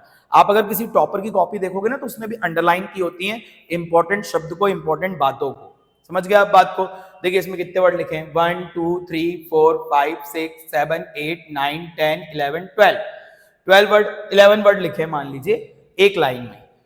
1 2 3 4 5 6 7 8 9, मतलब 9 लाइनें हैं, मतलब 9 लाइन पूरी भी नहीं है, 8 लाइन लिख लेते हैं। तो 8 लाइन और एक लाइन में 11 वर्ड, मतलब 88 लगभग। तो मैंने बोला ना 50 75 वर्ड्स में लिखना होता है, थोड़ा ज्यादा भी चलेगा। तो आपको हर वर्ड गिनने की जरूरत नहीं है, आप एक बार गिन लो कि एक लाइन में आपके कितने वर्ड आ रहे हैं, उसी के हिसाब से आप लाइनें गिन लो कि हाँ इतने वर्ड मैंने लिखे होंगे। Planning reduce creativity, planning is an activity which is done by the top management, usually the rest of the member just implement this plan. As a consequence middle management and other decision maker are neither allowed to deviate from the plan nor they are permitted to act as their own. तो planning जो है वो top management करता है और किसी भी middle level management को या और नीचे जो लेवल ऑफ मैनेजमेंट आते हैं उनको अलाउड नहीं होता कि वो बार बार प्लान को चेंज करें और क्रिएटिविटी दिखाएं उसके अंदर। एक बार प्लान बन गया तो बन गया। Planning leads to rigidity in an organization. A well defined plan is drawn with the specific goal to be achieved within a specified time frame. These plans then decide the future course of action and manager may not be in a position to change it. तो एक बार जब plan बन जाता है तो future के उसमें क्या क्या होने वाला है ये भी डिसाइड हो जाता है और मैनेजर उसको बार बार चेंज नहीं करना चाहते और अलाउड भी नहीं है कि आप बार बार चेंज करें, नहीं तो बहुत दिक्कत हो जाएगी। अनटिल बहुत ज्यादा कोई चीज जरूरी ना हो चेंज करना, तब तक चेंज नहीं कर सकते। और following a pre decided plan when circumstances have change may not turn to be organisational interest. और अगर आप बार बार उसको चेंज करेंगे तो ऑर्गेनाइजेशन के लिए अच्छा नहीं होगा। तो आइडिया लीजिए बच्चों कि किस तरीके से सीबीएसई आंसर लिख रहा है, इसी तरीके से आपको लिखने की कोशिश करना है। कई बच्चे कहते हैं कि यार सर हमको बिल्कुल बुकिश लैंग्वेज में याद नहीं होता, तो बिल्कुल मत याद हो, कोई दिक्कत नहीं है। बुकिश लैंग्वेज में अगर याद नहीं हो रहा है ना, तो आप ये कोशिश करिए कि अगर आपसे बुकिश लैंग्वेज में याद नहीं हो रहा तो आप ये कोशिश करिए कि किस तरीके से आप उसमें कीवर्ड्स को याद कर सकते हैं। अगर आप कीवर्ड्स को याद कर लेंगे तो उसको भी आप आंसर में अगर लिख देंगे ना कीवर्ड्स को, तो उससे बहुत बेनिफिट होगा। आगे कह रहे हैं explain the concept of leadership. Leadership क्या होती है? Give two situation in which autocratic leadership is most effective. तो लीडरशिप का मतलब आपको पता है, इन्फ्लुएंसिंग द बिहेवियर, अपने फॉलोअर्स के बिहेवियर को इन्फ्लुएंस करना। एक लीडर डिसीजन लेता है, कॉमन गोल के लिए काम करता है, सबके लिए काम करता है, और वो ऐसा अपने आप को रिप्रेजेंट करता है, ऐसे डिसीजन लेता है ताकि जो उसके फॉलोअर्स हैं उसको फॉलो करें, उसको समझें, उसकी चीजों को नोटिस करते हैं फॉलोअर्स, और उसी हिसाब से काम करते हैं जैसा उनका लीडर कहता है। और लीडर हमेशा खुद के लिए काम नहीं करता, सबके लिए काम करता है। तो लीडरशिप की डेफिनेशन देनी है और दो सिचुएशन बतानी है इसमें ऑटोक्रेटिक लीडरशिप इफेक्टिव होती है। ऑटोक्रेटिक लीडरशिप क्या होती है? ऑटोक्रेटिक लीडरशिप के अंदर जो लीडर होता है वो सारी की सारी पावर अपने हाथ में रखता है, वो खुद सबसे सारे डिसीजन लेता है, और जो उसके फॉलोअर्स हैं उनसे कहता है बस उसको फॉलो करें। तो सिचुएशन कौन सी अच्छी रहेगी जिसमें ऑटोक्रेटिक लगे? जहां पे आपके सबऑर्डिनेट ज्यादा नॉलेजेबल ना हो, ज्यादा समझदार ना हो, ज्यादा पढ़े लिखे ना हो, वहां पे आप ऑटोक्रेटिक लगा सकते हो। जहां पे सब कुछ आप करना चाहते हो वहां पे आप ऑटोक्रेटिक लीडरशिप लगा सकते हो। ओहो, क्या हो गया भाई साहब? ठीक है, तो ऑटोक्रेटिक लीडरशिप कहां लगेगी? जहां पे आपको सब कुछ खुद से करना हो। तो आंसर पढ़ते हैं, इसका क्या दिया हुआ है। इसका आंसर लिखा है leadership is the process of influencing the behaviour of people by making them strive voluntary towards the achievement of organisational goal. Influencing the behaviour important word है, ये लिखना पड़ेगा। और लोगों को इस तरीके से इन्फ्लुएंस करना कि वो वॉलंटरी अपना योगदान शो करें। आप जबरदस्ती नहीं कर सकते कि तुम्हें ये करना ही पड़ेगा। लीडर ऐसा नहीं होता। लीडर के साथ लोग आपस में मिलकर खुद से काम करते हैं, वो जबरदस्ती कुछ नहीं करवाता है। Two situation in which autocratic leadership ज्यादा इफेक्टिव होगी। The leadership style is effective in getting productivity in many situation like factory where the superior is responsible for production on time and superior has to ensure labour productivity. Superior के ऊपर सारा load है, superior को ही time पे काम complete करवाना है, superior के ऊपर ही पूरा काम है, तो वहां पे ऑटोक्रेटिक लीडरशिप को चला सकता है। और क्विक डिसीजन लेना हो, क्योंकि ऑटोक्रेटिक लीडरशिप में आपको किसी के साथ डिस्कस नहीं करना पड़ता, सारी चीजें आप खुद से डिसाइड करते हो, तो क्विक डिसीजन के केस में काम आती है। इसका जो और वाला क्वेश्चन है वो क्या है? Concept of communication. कम्युनिकेशन का कंसेप्ट समझाना है, दो मीनिंग बतानी है, फॉर्मल और इनफॉर्मल कम्युनिकेशन की। तो communication is a process of exchange of information between two or more person to reach the common understanding. Communication वो प्रोसेस है जिसके तहत एक आदमी दूसरे आदमी के साथ कम्युनिकेट करता है अपनी कॉमन अंडरस्टैंडिंग को लेकर के। Formal organisation, official organisation. Formal communication official communication होती है जिसमें सिर्फ ऑफिस के रिलेटेड मैटर ही डिस्कस किए जाते हैं। Formal communication flow through the official channel designed in the organisational chart. Informal communication के अंदर कई सारी बातें ऐसी डिस्कस की जाती हैं जो दोस्ती यारी वाली होती हैं, फ्रेंडशिप वाली होती हैं, जिसमें ज्यादा ऑफिशियल चीज नहीं होती। Communication that take place without following the formal lines of communication is said to be informal communication. फिर कह रहे हैं 23 में from the following information regarding Aditya. देखो 20 नंबर के बाद 21 नंबर से 21 नंबर का क्वेश्चन 3 मार्क्स का था, 22 वाला 3 मार्क्स का था, 23 वाला भी 3 मार्क्स का है, 24 वाला भी 3 मार्क्स का है, 25 वाला क्वेश्चन जो है वो 4 मार्क्स का है। ठीक है, तो 25 से 4 मार्क्स शुरू हो जाएंगे। तो अभी हम पढ़ रहे हैं 23। From the following information regarding Aditya limited which is the business of manufacturing green tea बनाते हैं ये लोग। Calculate the return on investment and interest coverage ratio of the company. Return on investment बताना है। अब देखिए मैं आपको बता रहा हूं, वो जो 10 नंबर चैप्टर है ना, उसके अंदर फाइनेंशियल प्लानिंग वाला जो चैप्टर है उसके अंदर आप देखेंगे मेरे ख्याल से 9th नंबर चैप्टर है। उसके अंदर ना आपको एक न्यूमेरिकल आएगा 9th नंबर चैप्टर से, जिसके अंदर वो EBIT दिया रहता है, अर्निंग पर शेयर निकालना रहता है। वो वाला जो न्यूमेरिकल है वो आपको करके जाना है, वो कई बार एग्जाम में पूछा जाता है। यहां दिया earning before interest and tax 15 lakh है, डिबेंचर कितने के हैं 12 लाख के, उस पर 10% इंटरेस्ट है, तो 12 लाख का 10% होता है 1,20,000 रुपए। 1,20,000 रुपए का तो ब्याज ही लग गया। इक्विटी शेयर कैपिटल 10 रुपए की एक है, 18 लाख रुपए आपने इकट्ठा किए हैं और 10 रुपए का एक शेयर है, तो नंबर ऑफ शेयर कितने होंगे 18 लाख को आप 10 से डिवाइड कर दीजिए, 18 लाख डिवाइड बाय 10, 1,80,000, 1,80,000 शेयर्स होंगे। टैक्स रेट 40% है। क्या निकालना है अपन को? निकालना है बिजनेस के अंदर रिटर्न ऑन इन्वेस्टमेंट। तो रिटर्न ऑन इन्वेस्टमेंट कैसे निकलती है? रिटर्न ऑन इन्वेस्टमेंट का फॉर्मूला होता है earning before interest and tax upon पूरा पैसा कितना लगा है। तो कितना पैसा लगा है हमारे बिजनेस में? 10% डिवेंचर लिए हमने 12 लाख रुपए के, और इक्विटी शेयर लगाए हमने 8 लाख के। तो 12 लाख प्लस 8 लाख, 30 लाख रुपए हमने बिजनेस में लगाए हैं। और हमारी कमाई कितनी हुई है इंटरेस्ट और टैक्स से पहले? 15 लाख।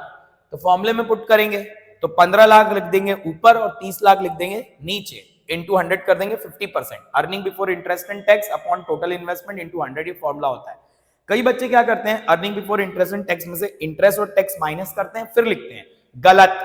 अगर आपको आरओआई निकालना है, रिटर्न ऑन इन्वेस्टमेंट निकालना है, तो रिटर्न ऑन इन्वेस्टमेंट का फॉर्मूला होता है earning before interest and tax. Interest और टैक्स को माइनस मत करिएगा, इंटरेस्ट एंड टैक्स से पहले जो आपकी अर्निंग थी वो लिखाएगी और टोटल इन्वेस्टमेंट नीचे लिखाएगी जो आपने डेब्ट और शेयर से इकट्ठा की है, और उसको इंटू कर देंगे 100 से। फिर क्या निकालना है? Interest coverage ratio. Interest coverage ratio का फॉर्मूला क्या होता है? Earning before interest and tax upon interest. Earning before interest and tax 15 lakh रुपए है, और अपना इंटरेस्ट कितना है? इंटरेस्ट अपना है, हमने डिबेंचर से 12 लाख रुपए लिए हैं। 12 लाख का कितने परसेंट? 12 लाख रुपए का 10%। तो 12 लाख का 10% 1,20,000 होता है। तो 15 लाख अपॉन 1,20,000 रुपए को जब डिवाइड करेंगे तो 12.5 टाइम्स आ रहा है। मतलब इस इंटरेस्ट की पेमेंट हम 12.5 टाइम्स कर सकते हैं। तो ये आईसीआर हो गया हमारा। 24 नंबर सवाल क्या कह रहा है? ये भी 3 मार्क्स का क्वेश्चन है। क्वेश्चन देखिएगा।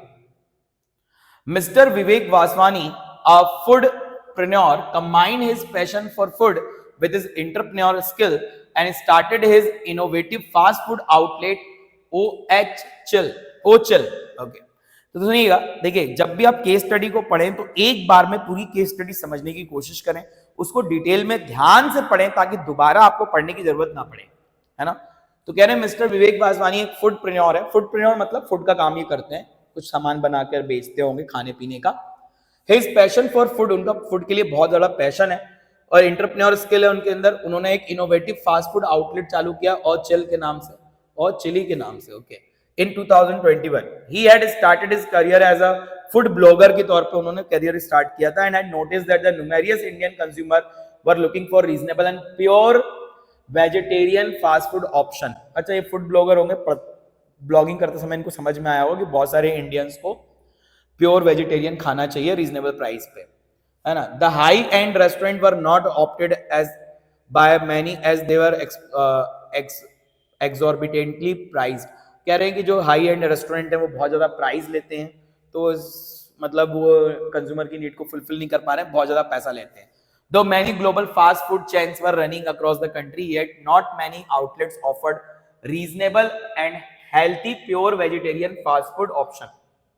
बहुत सारी विदेशी कंपनियां भी चल रही हैं पर वो उतना हेल्थी फास्ट फूड नहीं दे पाती हैं। और चलिए become a pioneer in the offering a healthy and delicious variety of food। अच्छा, इनकी जो कंपनी है ये हेल्थी फूड दे रही है, डिलीशियस फूड दे रही है। What come as a surprise for the consumer was that even without using onion and garlic, अच्छा ये onion and garlic भी यूज नहीं करते in the pasta sauce, marinade, ketchup, ये भी यूज नहीं करते। The food could actually taste great, और फिर भी टेस्ट बहुत अच्छा है। The company witnessed an increase in the net profit, 26% से इंक्रीज हो गया। ओहो क्या बात है। In the second financial year, पहले साल, दूसरे साल के अंदर, and become a market leader बन गई। State the concept of business environment। इन्होंने कौन सा कंसेप्ट बिजनेस एनवायरनमेंट का यूज किया?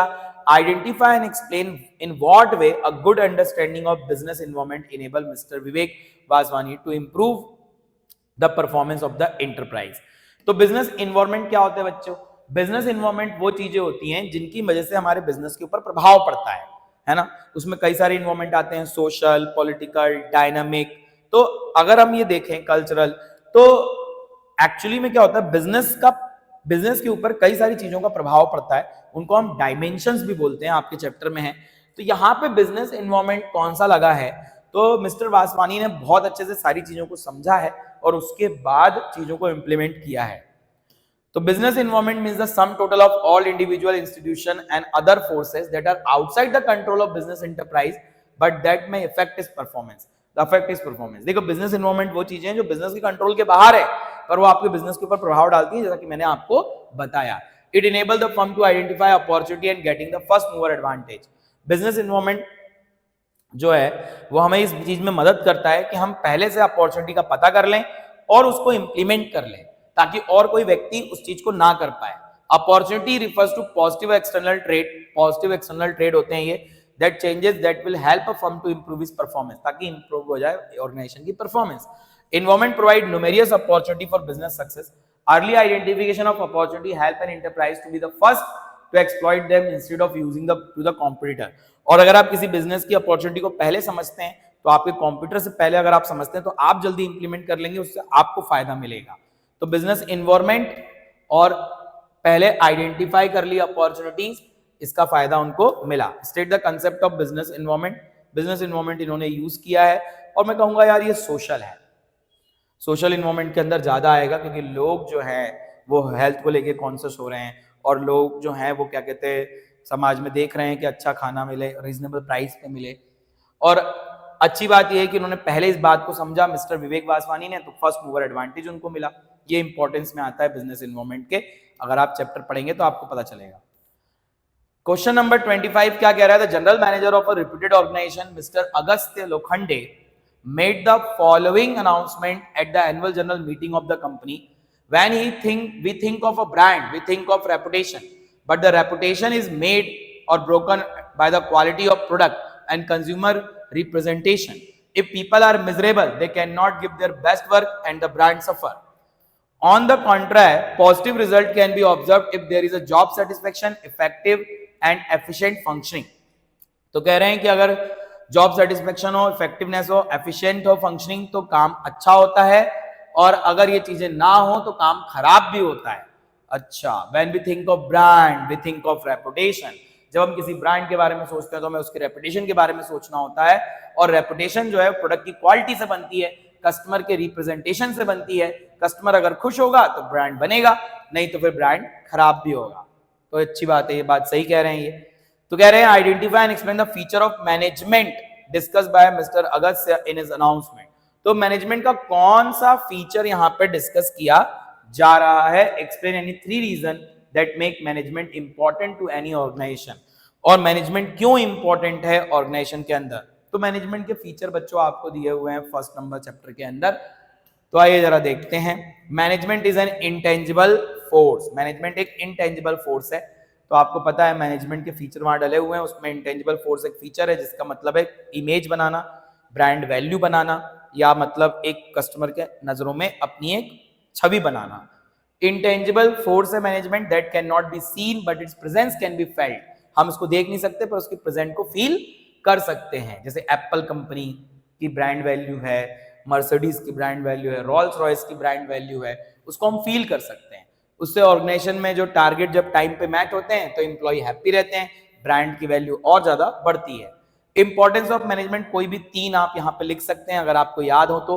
Management helps in achieving group goal, management increase efficiency, management creates a dynamic organisation. तो याद करके तो बच्चा जाइएगा ही, पूरा आपको बिजनेस याद होना चाहिए क्योंकि उसमें डायरेक्ट क्वेश्चन भी पूछे जाते हैं।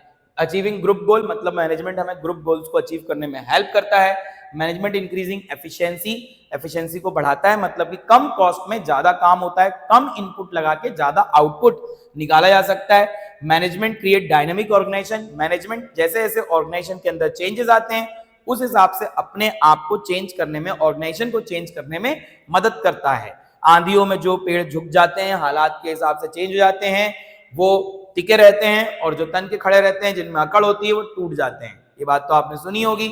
उसी प्रकार से बिजनेस में भी होता है कि अगर बिजनेस हालातों के हिसाब से अपने आप को चेंज कर ले, बदल ले, तो मैनेजमेंट इस चीज में मदद करता है। और बिजनेस अगर हालातों के हिसाब से चेंज होता है तो वो अपने आप को सर्वाइव कर पाता है और किसी भी परिस्थिति को हैंडल कर पाता है। तो management create a dynamic organisation. Okay, management helps in achieving personal objective. देखो लिखने 3 हैं पर आंसर शीट में 5 दिए रहते हैं टीचर के पास, क्योंकि आप 5 में से कोई से भी लिखोगे, 6 हैं तो 6 दिए रहेंगे, 6 में से कोई से भी आप लिखोगे तो चेकर को तो चेक करना ही है। तो उसके पास आंसर शीट में पूरे आते हैं लिख करके, पर आपको 3 ही लिखने हैं। तो 4 मार्क्स का क्वेश्चन था ये, 25 नंबर से शुरू हो गया है। 26 नंबर का क्वेश्चन और में है, ध्यान से देखिएगा। In order to streamline the selection procedure so as to minimize the margin of error, certain tests are carried out that attempt the measures the characteristic of individual. Explain any 4 tests such tests. देखो आप पढ़ोगे जब आप ना staffing का chapter, तो उसमें आपको कई सारे टेस्ट दिखेंगे, intelligence test, aptitude test, interest test, ये टेस्ट बहुत सारे वहां पर लिखे हुए हैं, उनमें से आपको कोई 4 लिखने हैं। तो ये डायरेक्ट क्वेश्चन हुआ, मैं कहूंगा ये डायरेक्ट क्वेश्चन। तो intelligence test, aptitude test, personality trait test, trait test. Intelligence test ये चेक करता है कि व्यक्ति के अंदर कितनी कैपेबिलिटी है कि वो डिसीजन ले सके। देखो यहां लिखा है ability to make decision and judgement. Intelligence quotient को चेक करता है, आईक्यू लेवल चेक करता है। एप्टीट्यूड टेस्ट ये चेक करता है कि व्यक्ति कितनी जल्दी नई स्किल को सीख सकता है, उसको चेक करने के लिए एप्टीट्यूड टेस्ट होता है, इसमें मैथ्स के क्वेश्चन आते हैं। पर्सनालिटी टेस्ट आपके ओवरऑल पर्सनालिटी को चेक करता है ना, कि आप कितने मैच्योर हो, आप कितने इमोशनल हो, कितनी जल्दी आप डिसीजन ले सकते हो, आपकी पर्सनालिटी कैसी है। और ट्रेड टेस्ट बताता है कि आपका किस फील्ड में इंटरेस्ट है, आपका क्या काम आप करने आए हो, उसका आपको कितना नॉलेज है, जो काम आप कर रहे हो उसका आपको कितना ज्ञान है, कितना नॉलेज, आप कैसे वो काम कर सकते हो, इस चीज को बताता है ट्रेड टेस्ट। तो इसमें से 4 टेस्ट कोई भी आपको लिखने हैं, पर इन्होंने ज्यादा लिख के दिए होंगे, पूरे लिख के दिए होंगे, पर आपको सिर्फ 4 लिखने थे, 4 मार्क्स का था शायद, तो 4 ही लिखने होंगे। हाँ 4 ही लिखने हैं। फिर बी क्या है, और वाला, since job have become more complex the importance of employee training has increase. बिल्कुल आजकल जॉब बहुत कठिन हो गई है, कॉम्प्लेक्स हो गई है, तो एम्प्लॉय की ट्रेनिंग की जरूरत तो पड़ती है। Training provides numerous benefit to worker. Explain any 4 point that support this statement. तो आपको यहाँ पे ट्रेनिंग के फायदे लिखने हैं, इंपॉर्टेंस ऑफ ट्रेनिंग लिखनी है। तो ट्रेनिंग की इंपॉर्टेंस से क्या होता है, ऑर्गेनाइजेशन में जो कर्मचारी होता है उसको ट्रेनिंग दी जाती है तो एक्सीडेंट कम हो जाते हैं, क्योंकि उसको ट्रेनिंग मिल चुकी है। उसको काम का प्रॉपर नॉलेज होता है, क्योंकि उसको ट्रेनिंग मिल चुकी है। वो वेस्टेज कम करता है, क्योंकि उसको ट्रेनिंग मिल चुकी है। तो बेनिफिट ऑफ ट्रेनिंग क्या है, improve skill and knowledge, better career individual को मिल पाता है, आगे चल के वो दूसरी जगह जाएगा तो उसको और ज्यादा सैलरी मिलेगी। इससे एम्प्लॉय की परफॉर्मेंस बढ़ जाती है, एम्प्लॉय ज्यादा एफिशिएंट हो जाता है, हैंडल कर पाता है मशीन को अच्छे तरीके से, एक्सीडेंट कम हो जाते हैं। Training increase the satisfaction and morale of employee, इससे एम्प्लॉय का मोरल भी बढ़ जाता है। ये 4 नंबर का क्वेश्चन था। नाउ 27 नंबर क्वेश्चन भी 4 नंबर का है। 25, 26, 27 4 नंबर में चल रहे हैं, 28 भी 4 नंबर में है। When Bhanupriya joined as technical head of Logic Lotus Innovators, she has keen on increasing the productivity and profitability. अच्छा, वो productivity और profitability बढ़ाना चाहती हैं of the company. However, she observed that the employees were demotivated as no attention was given to their work. अच्छा, employee के काम को कोई attention नहीं दे रही है, इसलिए वो लोग demotivated feel कर रहे हैं। Also, the worker were given little freedom to make decision, और worker के पास ज्यादा freedom नहीं है decision लेने की। Bhanupriya decided to stimulate the employee by giving each worker T-shirt with their name on it. तो भानुप्रिया ने क्या किया, हर कर्मचारी को क्या दी, एक टी-शर्ट दी, उसका नाम लिखा। She also decided to include workers in the work committee. She helped in improving the performance of worker. अच्छा, she also decided to include workers in the work committee में भी लेके आए उनको, और उनकी परफॉर्मेंस को बढ़ाने की कोशिश की। On the basis of understanding of Maslow's need hierarchy theory of motivation, identify the human need that Bhanupriya was recognized in the order to make the subordinate act towards the achievement of organizational goal. तो Maslow's need hierarchy theory आपने पढ़ी होगी। तो Maslow's need hierarchy theory में बताया गया ना कि वर्कर को कैसी कैसी नीड रहती है, तो वो काफी डीमोटिवेटेड फील कर रहे हैं क्योंकि उनके काम को कोई अटेंशन नहीं दे रहा। तो अगर आप पढ़ेंगे ना तो Maslow's need hierarchy theory में पहले फिजियोलॉजिकल नीड्स है, रोटी कपड़ा मकान, फिर सेफ्टी एंड सिक्योरिटी है, फिर स्टीम नीड्स आ जाती हैं। सेफ्टी एंड सिक्योरिटी मतलब ये जो रोटी कपड़ा मकान है वो भविष्य में मिलता रहे। तो अगर आप पूरी नीड हायरार्की थ्योरी पढ़ेंगे तो इसमें आदमी को इज्जत चाहिए, काम के लिए उसको मोटिवेशन चाहिए, काम की तारीफ होनी चाहिए। तो भैया ये तो स्टीम नीड्स हो गई, है ना। Identify and explain 2 incentive that have been provided by Bhanupriya to improve the performance of employee. Employee की परफॉर्मेंस को इंप्रूव करने के लिए क्या उन्होंने इंसेंटिव प्रोवाइड किए। तो वर्कर्स को टी शर्ट दे दी, अच्छी बात है ना, और वर्कर्स को वर्क कमिटी में भी ले आई, ठीक है, तो ये भी अच्छी बात है, इससे उनका मोटिवेशन लेवल बढ़ गया होगा। तो ये स्टीम नीड्स हैं। एम्प्लॉय रिकॉग्निशन प्रोग्राम, एम्प्लॉय को रिकॉग्नाइज किया, उनको टी शर्ट दी, सबको बुलाया होगा एक जगह और सबको अप्रिशिएट किया होगा, और एम्प्लॉय का पार्टिसिपेशन बढ़ा दिया कि आप भी आओ और हमारे साथ मिलकर के पार्टिसिपेट करो, डिसीजन लेने में अपना योगदान दो। तो अच्छी बात है। उसके बाद अगर आप आगे जाएंगे तो 28 नंबर क्वेश्चन और में आता है, ये भी 4 नंबर का है। Explain how planning and controlling are both backward looking as well as forward looking. ये बच्चों इतनी बार आ चुका है ना एग्जाम में, कई बार आ चुका है। फॉरवर्ड लुकिंग क्यों है प्लानिंग और कंट्रोलिंग, और बैकवर्ड लुकिंग क्यों है, ये कई बार एग्जाम में पूछा जा चुका है। तो बैकवर्ड लुकिंग और फॉरवर्ड लुकिंग क्यों है? तो प्लानिंग हमेशा भविष्य के लिए की जाती है और कंट्रोलिंग हम कब करते हैं? पास्ट में जाकर के देखते हैं कि क्या क्या काम हुआ है और भविष्य में ऐसा ना हो, ये चीज कंट्रोलिंग इंश्योर करती है। तो बैकवर्ड और फॉरवर्ड लुकिंग दोनों है। तो अभी इसके डिटेल आंसर को पढ़ते हैं। फिर पूछा है the first step in controlling process setting up performance standard, explain the subsequent 2 steps. अच्छा, आजकल कैसा क्वेश्चन आ रहा है कि एक स्टेप लिख देंगे आपको प्रोसेस की और उसके बाद आपको 2-3 स्टेप उसके बाद की पूछ लेंगे, पूरी नहीं पूछेंगे। आपको एक स्टेप दे दी, अब आप उसकी 2 स्टेप बताइए। तो आजकल ऐसा भी आ रहा है क्योंकि पूरी प्रोसेस लिखने में बहुत मतलब ज्यादा मार्क्स का क्वेश्चन बनाना पड़ेगा, तो उतने मार्क्स का क्वेश्चन वेटेज है नहीं सीबीएसई के पास। तो क्या करता है, आपको पूरी प्रोसेस स्टार्ट याद करवाएगा, उसमें से एक प्रोसेस का नाम दे देगा और उसके आगे की 2 प्रोसेस पूछ लेगा। तो आपको पूरी प्रोसेस याद करनी पड़ेगी। और अगर आप ये सोच रहे होगे कि पहली वाली प्रोसेस की पहली स्टेप ही देगा और हमें दूसरी और तीसरी लिखनी होगी, तो आप गलत सोच रहे हो। वो दूसरी स्टेप भी लिख सकता है प्रोसेस की और आपसे तीसरी और चौथी पूछ सकता है। तो ऐसा मत करिएगा कि शुरू की 3 स्टेप याद कर ली, बाकी याद नहीं करी। आपको पूरी प्रोसेस याद करनी होगी, पूरी स्टेप्स याद करनी होगी। तो आइए जरा इनका आंसर देखते हैं कैसे लिखा है सीबीएसई ने 28 नंबर क्वेश्चन में। Plans are prepared for future. Obviously बात है, प्लान फ्यूचर के लिए बनाए जाते हैं और बेस्ड ऑन फोरकास्ट, फोरकास्ट पे बेस्ड होते हैं, फ्यूचर कंडीशन पे बेस्ड होते हैं। Therefore planning involve looking ahead, क्योंकि हम प्लानिंग में फॉरवर्ड के बारे में सोचते हैं। ऑब्वियसली बात है, प्लान हमेशा फ्यूचर के लिए बनाए जाते हैं, तो फॉरवर्ड लुकिंग तो होती है प्लानिंग। ऑन द कॉन्ट्रारी, अगर दूसरे हाथ में बात करें, controlling is like a postmortem of the past activity. अच्छा, जैसे पोस्टमार्टम होता है ना लाशों का, कि यार ये आदमी मर गया तो क्यों मरा है, इसकी जांच करना, तो ऐसी कंट्रोलिंग है कि अगर ऐसा हुआ तो क्यों हुआ, कैसे हुआ, तो पास्ट में जाके चेक करना पड़ता है कंट्रोलिंग में। तो in this sense controlling is backward looking function. तो प्लानिंग फॉरवर्ड लुकिंग है और कंट्रोलिंग बैकवर्ड लुकिंग है। प्लानिंग इज गाइडेड बाय, और दूसरी बात सुनिए, planning is guided by past experience. Planning में पास्ट एक्सपीरियंस काम आते हैं। भाई पास्ट में हमने ऐसा ऐसा हमारे साथ हुआ था, तो आगे जब हम प्लानिंग करेंगे तो इस बात को ध्यान में रखेंगे ना कि हमारे साथ पास्ट में क्या घटना घटी थी।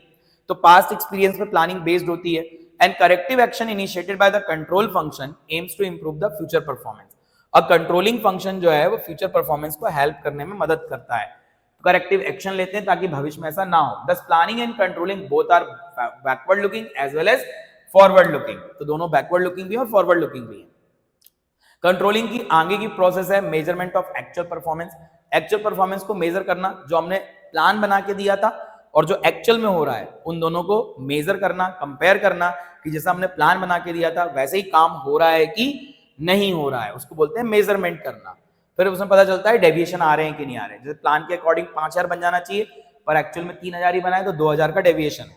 फिर हम कंपेयर करते हैं, comparing actual performance with standard. इसी में हमें डेविएशन का पता चलता है कि प्लान इतना कहा था और एक्चुअल में इतना हुआ, तो कितना कम ज्यादा हो रहा है, और कम हो रहा है तो क्यों हो रहा है, आगे चल के ऐसा नहीं होना चाहिए, उनके रीजन पता करना, उसकी करेक्टिव एक्शन लेना। ये पूरी कंट्रोलिंग की प्रोसेस है, पर आपको 2 ही लिखनी थी, तो इसमें 2 लिख दी हमने। अब चलते हैं हम 29 नंबर सवाल पे। One Chandrashekhar Shukla return to India after completing a certified course in food quality assurance and quality control from the Netherland. अच्छा भाई साहब, इन्होंने फूड क्वालिटी एश्योरेंस और क्वालिटी कंट्रोल नीदरलैंड से कोर्स किया है। He was convinced that he would fulfill his grandfather dream of converting their 58 acre land into the fertile farm। अच्छा, तो इन्होंने अपने दादाजी का एक ड्रीम पूरा करना है। 58 एकड़ की जमीन है, उसको फर्टाइल लैंड में कन्वर्ट करना है। Okay, he started by setting up specific goals and laid down related activity to be performed to achieve the goal। अच्छा, उन्होंने सेटिंग अप स्पेसिफिक गोल बनाना साइट चालू कर दिया है और उससे रिलेटेड एक्टिविटीज को डिसाइड करना चालू कर दिया है। Soon he launched his own company food and agri business solution private limited. उन्होंने अपनी एक कंपनी भी लॉन्च की फूड एंड एग्री बिजनेस के नाम से। He sought to ensure that the future event effectively meet the best interest of the company। उन्होंने देखा कि फ्यूचर इवेंट जो है उनकी कंपनी के लिए फायदेमंद रहे। He prepared an annual statement of production। अच्छा, इन्होंने एक एनुअल स्टेटमेंट बनाया है सेल्स का, प्रोडक्शन का, based on sell forecast के आधार पे। He noticed that the farmer grow only paddy due to which the land remained idle for the subsequent 8 to 9 months of the year. इन्होंने ये भी notice किया कि फार्मर्स जो है सिर्फ धान उगाते हैं, धान उगाने के बाद कुछ नहीं उगाते तो जमीन खाली पड़ी रहती है। He identify and assess various alternative through which the farm could be utilized for the remaining months of the month। उन्होंने कहा कि यार ऐसे तरीके ढूंढे, अल्टरनेटिव ढूंढे जिससे कि जो फार्म जो है 8-9 महीने जो खाली पड़ी रहती है धान की खेती के बाद, उसमें उसको यूज कर सके जमीन को। Although his accurate vision, judgment and systematic thinking based on the analysis of fact, he presented a scheme to the farmers where both paddy and vegetable could be grown। और उसका जजमेंट करने के बाद, vision देखने के बाद उन्होंने ये डिसाइड किया कि फार्मर्स को एक स्कीम बताएंगे जिसमें वो पैडी भी उगा सकते हैं और वेजिटेबल्स भी उगा सकते हैं। ठीक है, अच्छी बात है। Identify and explain the feature of one of the function of management highlighted above. कौन से फीचर की यहाँ पे बात हो रही है? तो इन्होंने पूरी सिचुएशन को पहले एनालाइज किया, पहले पूरी सिचुएशन को देखा। सॉरी, फंक्शन की बात हो रही है। तो पहले इन्होंने सारी सिचुएशन को एनालाइज किया, सारे चीजों को अच्छे से देखा और सारे अपना दिमाग में सारी चीजें प्रिपेयर कर ली और उसके बाद उन्होंने अपने मतलब जो फार्मर्स है उनको समझाया। तो फंक्शन कौन कौन से होते हैं? 5 फंक्शन होते हैं। Planning, organising, staffing, directing, controlling. तो कंट्रोलिंग की यहाँ कोई बात नहीं है। और डायरेक्टिंग इंस्ट्रक्शन देना, गाइड करना। तो गाइड करना, इंस्ट्रक्शन देना, तो देखते हैं आइए। Correct vision, judgement and systematic thinking based on the analysis. तो यार देखो, जजमेंट आ रहा है, सिस्टमैटिक थिंकिंग वर्ड आ रही है, एक्यूरेट विजन की बात आ रही है, और क्या क्या बात आ रही है? तो he started setting up specific goal बनाने की बात हो रही है, रिलेटेड एक्टिविटी को परफॉर्म करने की बात हो रही है। तो पढ़ने में जहां तक है ये डायरेक्टिंग नहीं लगता, स्टाफिंग नहीं लगता। स्टाफिंग मतलब कर्मचारियों को काम पर रखना, इसकी बात नहीं लगती। ज्यादातर ये पढ़ने में प्लानिंग लगता है। तो देखते हैं 29 नंबर सवाल में प्लानिंग आएगा। तो प्लानिंग के फीचर यहाँ पे लिखने हैं। तो क्या पूछा था हमसे? Identify and explain the feature of one of the function. तो प्लानिंग को हमने आइडेंटिफाई कर लिया और उसके फीचर आपको लिखने हैं। तो फीचर अगर आपने याद किए होंगे तो लिखेंगे आप। Planning focus on achieving objective. हाँ, ऑब्जेक्टिव की बात थी, उन्होंने स्पेसिफिक गोल बनाना शुरू कर दिए थे। तो organisation are set up with the general purpose in view, specific goals are set out in the plan along with the activity to undertaken to achieve the goal. तो उन्होंने एक्टिविटीज भी frame करना चालू कर दी थी, गोल को कैसे हासिल करना है। तो प्लानिंग का ये पहला फीचर हो गया। Planning is futuristic. प्लानिंग किसके लिए की जाती है? फ्यूचर के लिए की जाती है। तो planning essentially involve looking ahead and preparation for the future. The purpose of planning is to meet future events effectively to the best advantage of the organisation. तो फ्यूचर में चीजें अच्छी हो उसके लिए हम प्लानिंग करते हैं, बीइंग इनटू द फ्यूचर। तो इसकी बात वहां पे की गई थी। Planning involve decision making. उन्होंने कई सारे अल्टरनेटिव को देख करके फिर एक डिसीजन बनाया था। तो प्लानिंग के अंदर डिसीजन लेने में भी हमें हमारी हेल्प करती है planning. In actual practice planning purposefully pre suppose the existence of alternative, और उसके हिसाब से हम प्लानिंग करते हैं, डिसीजन लेने में हमें मदद करती है। प्लानिंग एक मेंटल एक्सरसाइज है। Application of mind, foresight, intelligent imagination का यूज करते हैं, साउंड जजमेंट का यूज करते हैं। तो प्लानिंग एक मेंटल एक्सरसाइज भी है। ये सारे फीचर वहां पे लग रहे थे। आगे देखते हैं हम। Give 4 points of difference between advertising and personal selling. ये तो डायरेक्ट क्वेश्चन आ गया। तो कुछ डायरेक्ट क्वेश्चन भी आते हैं। 30 नंबर का सवाल डायरेक्ट है, ये भी 4 मार्क्स का है। इसके बाद 6 नंबर शुरू हो जाएगा। तो एडवर्टीजमेंट और पर्सनल सेलिंग डायरेक्ट क्वेश्चन आया है। Advertisement in impersonal form of communication. Impersonal क्यों है? क्योंकि सामने आपके कोई खड़ा नहीं है, टीवी पे आ रहा है या न्यूज़पेपर में आप पढ़ रहे हैं। पर्सनल सेलिंग, पर्सनल वर्ड ही है इसके अंदर, तो ये पर्सनल है क्योंकि सामने व्यक्ति आपके खड़े होकर सामान क्या कर रहा होगा? बेच रहा होगा। Advertisement involve transmission of standardised message. एक ही मैसेज एडवर्टीजमेंट में बार बार ट्रांसलेट होता है। पर्सनल सेलिंग में आप अपने आप को एडजस्ट कर सकते हो according to the customer need. आप बातों को चेंज कर सकते हो, जैसा कस्टमर चाहिए उसको वैसा बता सकते हो। Advertisement is inflexible as the message can not be adjusted. बार बार आप चेंज नहीं कर सकते। पर्सनल सेलिंग हाईली फ्लेक्सिबल है, आप मैसेज को चेंज कर सकते हो according to customer need. It reaches masses, large number of people तक ये पहुंचती है एडवर्टीजमेंट। पर पर्सनल सेलिंग में आपको हर एक व्यक्ति के पास पर्सनली जाके समझाना पड़ता है, तो ये ज्यादा बड़े लेवल तक पहुंच नहीं पाती, इसमें टाइम लगता है। पर एक आदमी जिसके पास पहुंच रही है उसको आप बहुत अच्छे से कन्विंस कर सकते हो। इन advertisement cost per person reach is very low. Obviously बात है, 10 करोड़ का भी अगर आपने एडवर्टीजमेंट किया और वो 10 करोड़ लोगों तक भी पहुंच गया टीवी पे, तो एक आदमी पे पहुंचाने की कॉस्ट 1 रुपए आई, है ना। तो एक सस्ता पड़ता है एडवर्टीजमेंट, और यहाँ पे पर्सनल सेलिंग थोड़ी महंगी पड़ती है, ये ज्यादा कॉस्टली होती है। Advertisement can cover the market in short advertisement बहुत कम टाइम में पूरे मार्केट को कवर कर सकता है। पर्सनल सेलिंग आप खुद सोचो, एक एक आदमी जा जाके हर एक घर में हर एक जगह पे जाके समझाएगा तो बहुत ज्यादा टाइम लग जाएगा। एडवर्टीजमेंट जो है मास मीडिया का इस्तेमाल करता है, जैसे टेलीविजन, रेडियो, न्यूज़पेपर, मैगजीन। एक ही बार टीवी पे एडवर्टीजमेंट आता है और कई घरों में एक ही टाइम पे पहुंच जाता है। पर्सनल सेलिंग में सेल्स स्टाफ होता है बेचारा, एक आदमी जगह जगह जाके चीजों को समझाता है और कई बार लोग उसकी जान खा जाते हैं, वो लोगों की जान खा जाता है तो उसमें टाइम लग जाता है, तो इतने तेजी से नहीं होता ये। एडवर्टीजमेंट लाइक डायरेक्ट फीडबैक, इसमें डायरेक्ट फीडबैक नहीं होता। एडवर्टीजमेंट में डायरेक्ट फीडबैक कहां से दोगे आप? टीवी पे आ रहा है, न्यूज़पेपर पे आ रहा है, तो फीडबैक कहां से होगा? एडवर्टीजमेंट मोर यूजफुल है जब आप कंपनी की इमेज बिल्ड करना चाहते हो, कंपनी को ज्यादा अच्छा दिखाना चाहते हो। Advertisement more useful in marketing में हेल्प करता है आपकी। Personal selling provide direct and immediate feedback provide करता है, तुरंत आप फीडबैक दे सकते हो सामने वाले को कि भाई मुझे ये चीज समझ में नहीं आई, अपने डाउट भी पूछ सकते हो, सामने वाला क्लियर भी कर देगा। अवेयरनेस प्रोवाइड करता है डिसीजन मेकिंग में, आपको पर्सनल सेलिंग वाला समझा भी देगा कि क्या सही है क्या गलत है, आप उनके अपने डाउट पूछ सकते हो, वो आपके डाउट को क्लेरिफाई कर देगा। पर्सनल सेलिंग मोर यूजफुल है सेलिंग प्रोडक्ट में, क्योंकि यहाँ पे इंडस्ट्रियल बायर्स के लिए ज्यादा यूजफुल है पर्सनल सेलिंग। इंडस्ट्रियल बायर जो होंगे ना वो टीवी नहीं देखते ज्यादातर और उनको आपको घर उनकी इंडस्ट्री में जाके समझाना पड़ेगा। कंज्यूमर ज्यादा टीवी देखते हैं तो उनके लिए एडवर्टीजमेंट ज्यादा सही है, पर्सनल सेलिंग उतना सही नहीं है। दिए 10 हैं, आपको 10 नहीं लिखने हैं, आपको कम लिखने हैं। इतने सारे मैंने पढ़ दिया आपको, 4 मार्क्स का है तो आप 5-6 लिख दीजिए, काफी है। 31 नंबर सवाल 6 नंबर का है। 31 नंबर क्वेश्चन देखते हैं क्या क्वेश्चन आया है। It was established by Government of India on 12th April 1988 as the interim administrative body to promote orderly and healthy growth of security market and for investor protection। अच्छा किसकी बात कर रहे हैं यार? गवर्नमेंट ऑफ इंडिया ने किसी चीज का निर्माण किया है, कोई संस्था का निर्माण किया है जो लोगों के इंटरेस्ट की रक्षा करेगी, इन्वेस्टर की प्रोटेक्शन करेगी। इट वॉज स्टैच्यूटरी स्टेटस उसको मिल गया था 1992 में, ये तो सेबी की बात हो रही है। Identify and regulatory body which has been highlighted above, तो सेबी है, security exchange board of India. उसके 3 ऑब्जेक्टिव बताने हैं कि क्यों बनाई गई है और 2 फंक्शन बताने हैं for the development of security market by the regulatory body. तो देखिए ये क्वेश्चन भी डायरेक्ट ही है एक तरीके से, ज्यादा कुछ घुमा फिरा के नहीं आया है। तो security exchange board of India, उसके ऑब्जेक्टिव क्या होते हैं? वही स्टॉक मार्केट को सही तरीके से रेगुलेट करना, उसकी अच्छे तरीके से फंक्शनिंग करना, लोगों के इंटरेस्ट की रक्षा करना, इन्वेस्टर्स की या इंडिविजुअल जो इन्वेस्टर्स हैं उनके अधिकारों की रक्षा करना ताकि उनके साथ कोई फ्रॉड व्रॉड ना हो।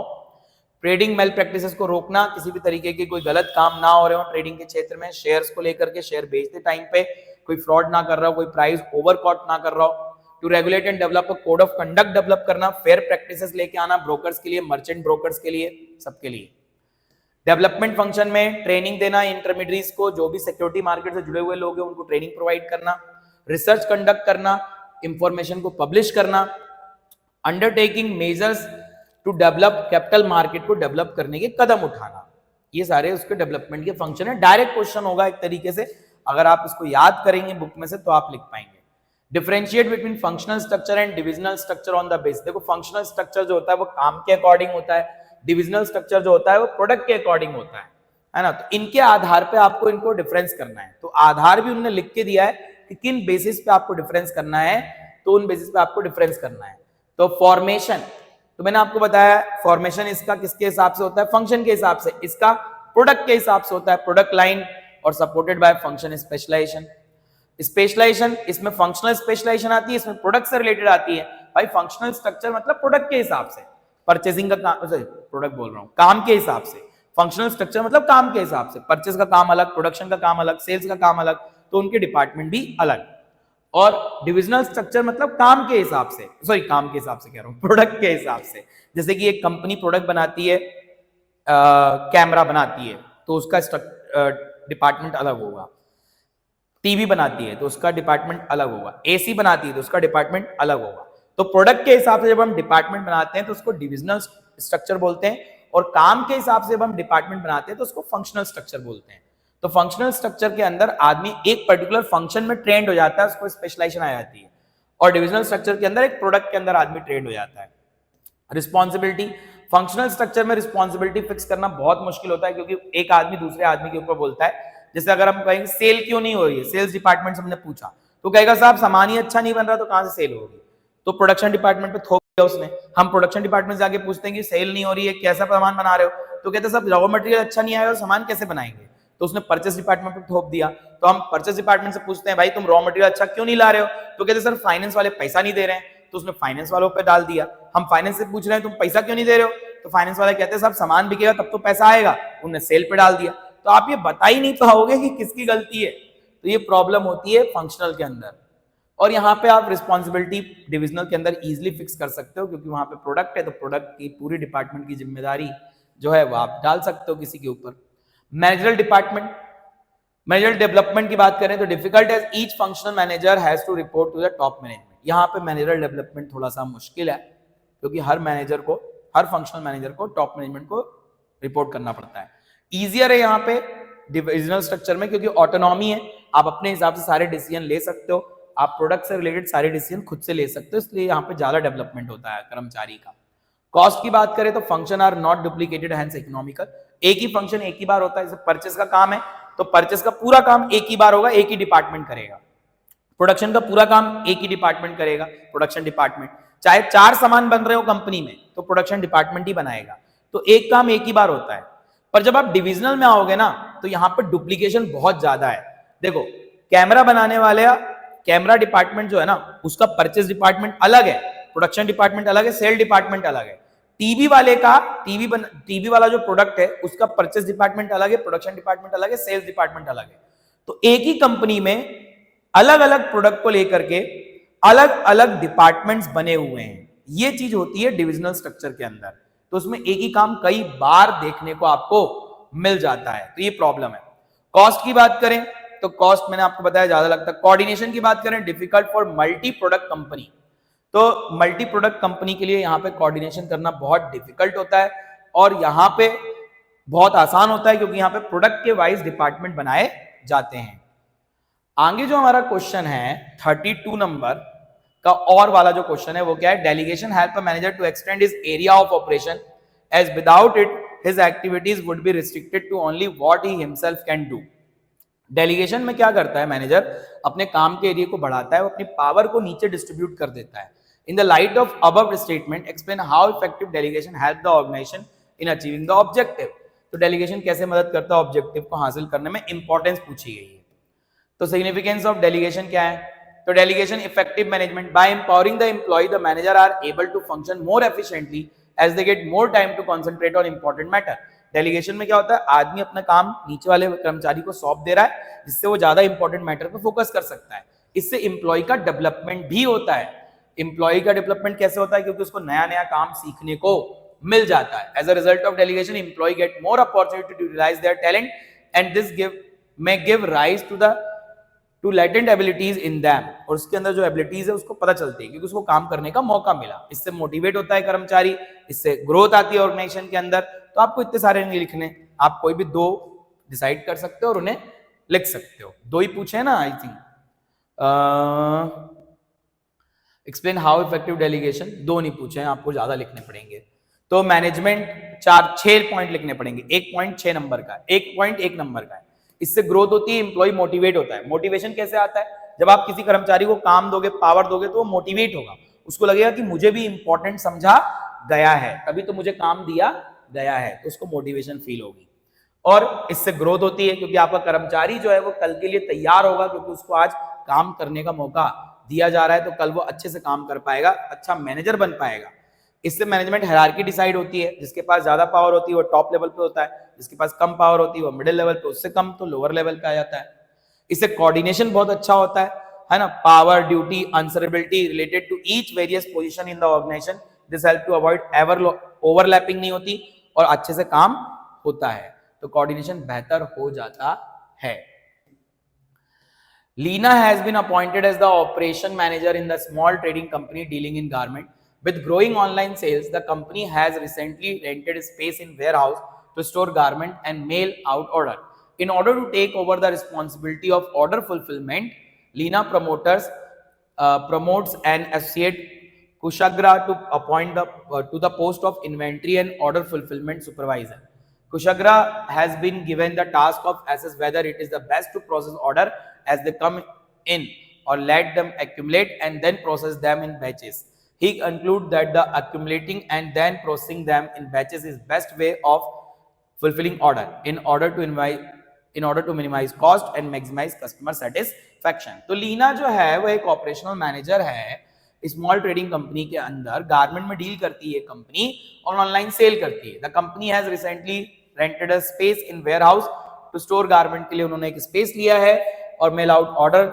इन order to take the responsibility of order fulfilment के लिए लीना ने एक व्यक्ति को रखा है, कुशाग्रा को रखा है, उसको काम दिया गया है कि वो ऑर्डर को फुलफिल करेगी, है ना, तो सुपरवाइजर है वो।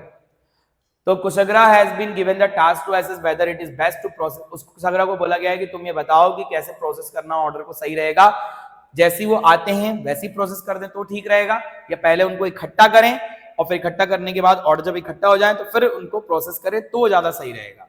तो उसने कहा ही कंक्लूडेड दैट, कुशाग्रा आदमी है सॉरी, तो ही concluded that the accumulating and then processing them in batches is best way. तो उन्होंने कहा कि एक्यूमुलेट करना और फिर बैचेस में फुलफिल करना ऑर्डर को या प्रोसेस करना ज्यादा सही रहेगा, इससे कॉस्ट कम लगेगी, कस्टमर का सेटिस्फेक्शन ज्यादा होगा।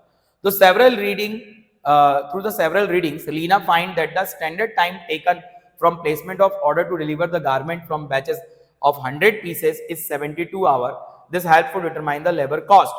अच्छा, through the several reading करने के बाद लीना को ये पता चला कि standard time taken from the placement of order से लेकर delivery of order तक एक 100 pieces of batch में 72 hours लगते हैं, उससे लेबर कॉस्ट पता चल जाएगी। On the basis of understanding the concept of scientific management, अच्छा, identify and explain the technique used by Leena and Kushagra to improve the performance of the employee।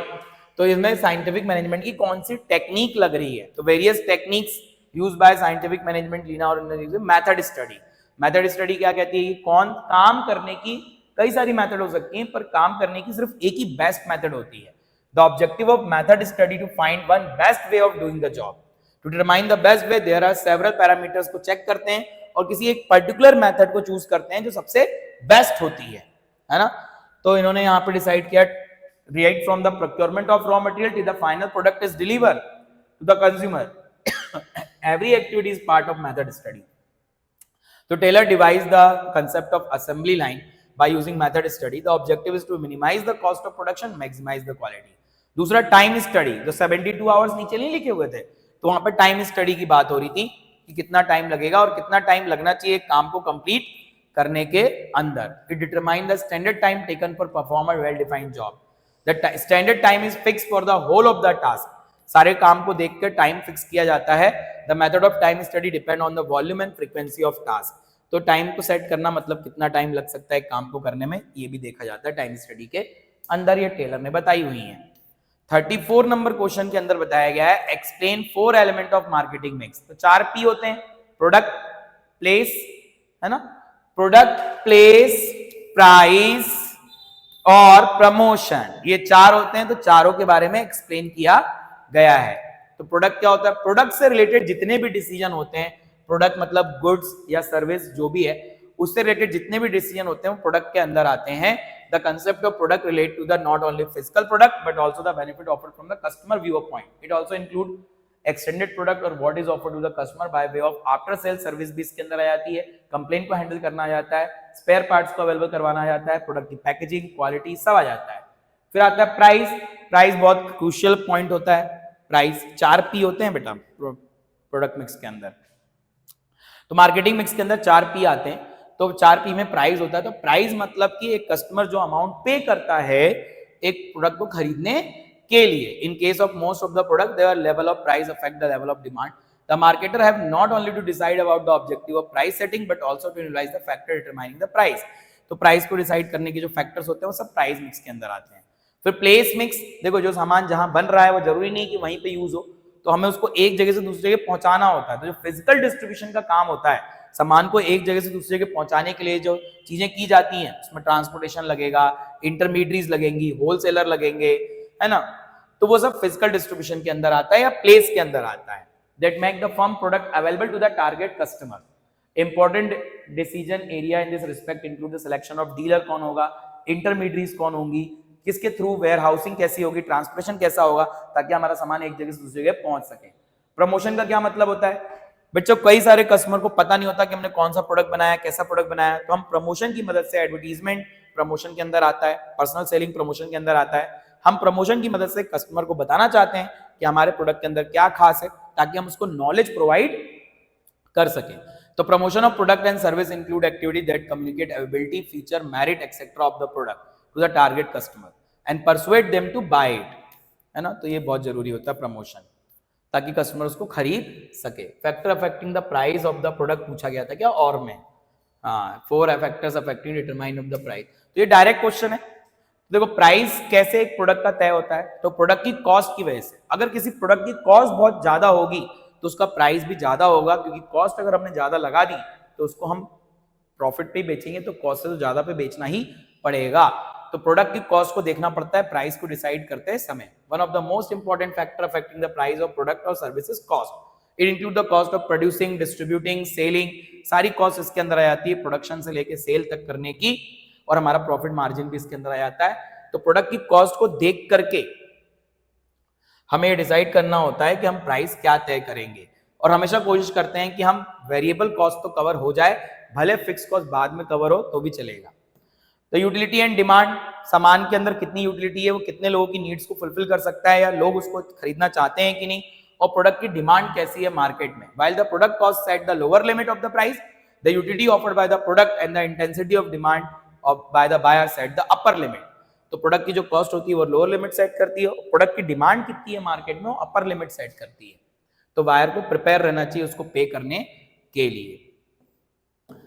तो utility और demand के हिसाब से भी आप प्राइस तय कर सकते हैं। एक्सटेंट ऑफ कंपटीशन, जिस मार्केट में कंपटीशन ज्यादा होता है वहां पे प्राइस कम रखना पड़ता है, क्योंकि आपके कॉम्पिटिटर उस प्राइस पे सस्ते में बेच रहे हैं तो आपको भी सस्ता बेचना पड़ेगा। पर जिस मार्केट में कंपटीशन नहीं होता है वहां पे आप प्राइस ज्यादा रख सकते हो। गवर्नमेंट एंड लीगल रेगुलेशन, फिर सरकार आ जाती है, वो कहती है मास कंजम्पशन का सामान है, आप इसको अपने निर्धारित रेट पे नहीं बेच सकते, क्योंकि ये मास कंजम्पशन का सामान है, इसको आम जनता यूज करती है, आम जनता के लिए जरूरी है, दवाइयाँ हो गई, तो उन पे सरकार नियम लगा देती है कि इससे ज्यादा पे नहीं बिकना चाहिए। तो गवर्नमेंट क्या बोल रही है उसको देख के भी प्राइस को डिसाइड करना रहता है। तो इंटरेस्ट, अनफेयर ट्रेड प्रैक्टिसेस ना करें आप। गवर्नमेंट जो है वो इंटरवेन कर सकती है, इसेंशियल प्रोडक्ट के प्राइस को फिक्स कर सकती है। इन सच केस जो गवर्नमेंट ने फिक्स किया है उसी प्राइस पे आपको सामान बेचना पड़ेगा। प्राइसिंग ऑब्जेक्टिव, देखो कई सारी कंपनियों का ऑब्जेक्टिव होता है मार्केट कैप्चर करना। जिन कंपनियों का ऑब्जेक्टिव होता है मार्केट को कैप्चर करना, जैसे जियो ने शुरू में किया, उसका ऑब्जेक्टिव था मार्केट को कैप्चर करना, तो उसने कम प्राइस पे भी जियो की सर्विसेज दी, क्योंकि उसको मार्केट कैप्चर करना था। जब मार्केट कैप्चर हो गया तो उसने कम प्राइस में, फ्री में ही दे दी, कम प्राइस में क्या, जब मार्केट कैप्चर हो गया लोगों ने जियो की सिम खरीद ली तो उसने ऑब्जेक्टिव कर लिया चेंज, और प्रॉफिट कमाने का ऑब्जेक्टिव किया तो फिर प्राइस को उसने बढ़ा दिया। तो अगर किसी फर्म का ऑब्जेक्टिव होता है मार्केट को कैप्चर करना तो कम प्राइस पे भी सामान देगी, और अगर किसी फर्म का ऑब्जेक्टिव है प्रॉफिट कमाना तो फिर वो ज्यादा प्राइस पे सामान देगी ताकि वो प्रॉफिट कमा सके। तो ये भी होता है इसके अंदर। क्वालिटी लीडरशिप चाहिए अगर आपको मार्केट के अंदर, तो क्वालिटी लीडरशिप आपको तब आएगी जब आप प्रोडक्ट की अच्छी प्रोडक्ट के अंदर अच्छे इनपुट्स लगाएंगे, अच्छा रॉ मटेरियल यूज करेंगे, तब तो प्रोडक्ट की अच्छी क्वालिटी होगी, तो उसके कारण कॉस्ट भी बढ़ेगी। तो कई सारी बातों को, ऑब्जेक्टिव्स को ध्यान में रख करके प्राइस सेट किया जाता है। मार्केटिंग मेथड आपने कौन सी यूज की है, अगर आप मार्केटिंग मेथड के लिए सलमान खान को हायर कर रहे हैं, शाहरुख खान को हायर कर रहे हैं, तो बहुत ज़्यादा पैसा लेंगे। एडवर्टीजमेंट कर रहे हैं आप तगड़े में तो पैसा ज़्यादा लगेगा, तो प्रोडक्ट की प्राइस भी बढ़ जाएगी। पर अगर आप मार्केटिंग में इतना ज़्यादा पैसा खर्च नहीं कर रहे हैं, नॉर्मल से प्रोडक्ट की मार्केटिंग कर रहे हैं, तो कम पैसे में, कम प्राइस में भी आप प्रोडक्ट को बेचेंगे तो आपको प्रॉफिट होगा। आपका डिस्ट्रीब्यूशन सिस्टम कैसा है, क्वालिटी ऑफ सेल्समैन एम्प्लॉयड आपने कैसे किए हैं, quality and amount of advertisement आपने कितना किया है, सेल्स प्रमोशन आपने एफर्ट कितने लगाए हैं, पैकेजिंग कैसी है, प्रोडक्ट डिफरेंशिएशन कितना है, आपका प्रोडक्ट दूसरे प्रोडक्ट से कितना अलग है, क्रेडिट फैसिलिटी देते हो कि नहीं, कस्टमर सर्विस प्रोवाइड करते हो कि नहीं, इन सब बातों पे भी किसी एक प्रोडक्ट का प्राइस निर्धारित करता है। तो बच्चों ये था हमारा बिजनेस का 2024-25 का sample paper for class 12। I hope आपको इससे काफी ज्यादा अंडरस्टैंडिंग मिली होगी कैसे आपको आंसर लिखने हैं और कैसे आपको पेपर सॉल्व करना है। मेरी बातें जो आपको मैंने बताई उन्हें याद रखिएगा। 3 मार्क्स के क्वेश्चन के लिए कितने वर्ड्स में लिखना है, 4 मार्क्स के लिए कितने, 6 मार्क्स के लिए कितने, वो मैंने वीडियो के शुरू में आपको बताया था। उन बातों को ध्यान में रखिएगा, प्रैक्टिस करके जरूर जाइएगा, एक पेपर की सॉल्व करने की कोशिश कीजिएगा, और हर एक आंसर के अंदर जो इंपॉर्टेंट पॉइंट्स हैं, इंपॉर्टेंट वर्ड्स हैं, उनको अंडरलाइन भी जरूर कीजिएगा। तो मिलता हूं मैं आपसे बिजनेस के पेपर को जो पेपर हो जाएगा तो उसको सॉल्व करने वाले वीडियो में। तब तक के लिए गुड बाय। चैनल को सब्सक्राइब करिएगा अगर आपको ऐसी और कंटेंट चाहिए तो। Thank you. किससे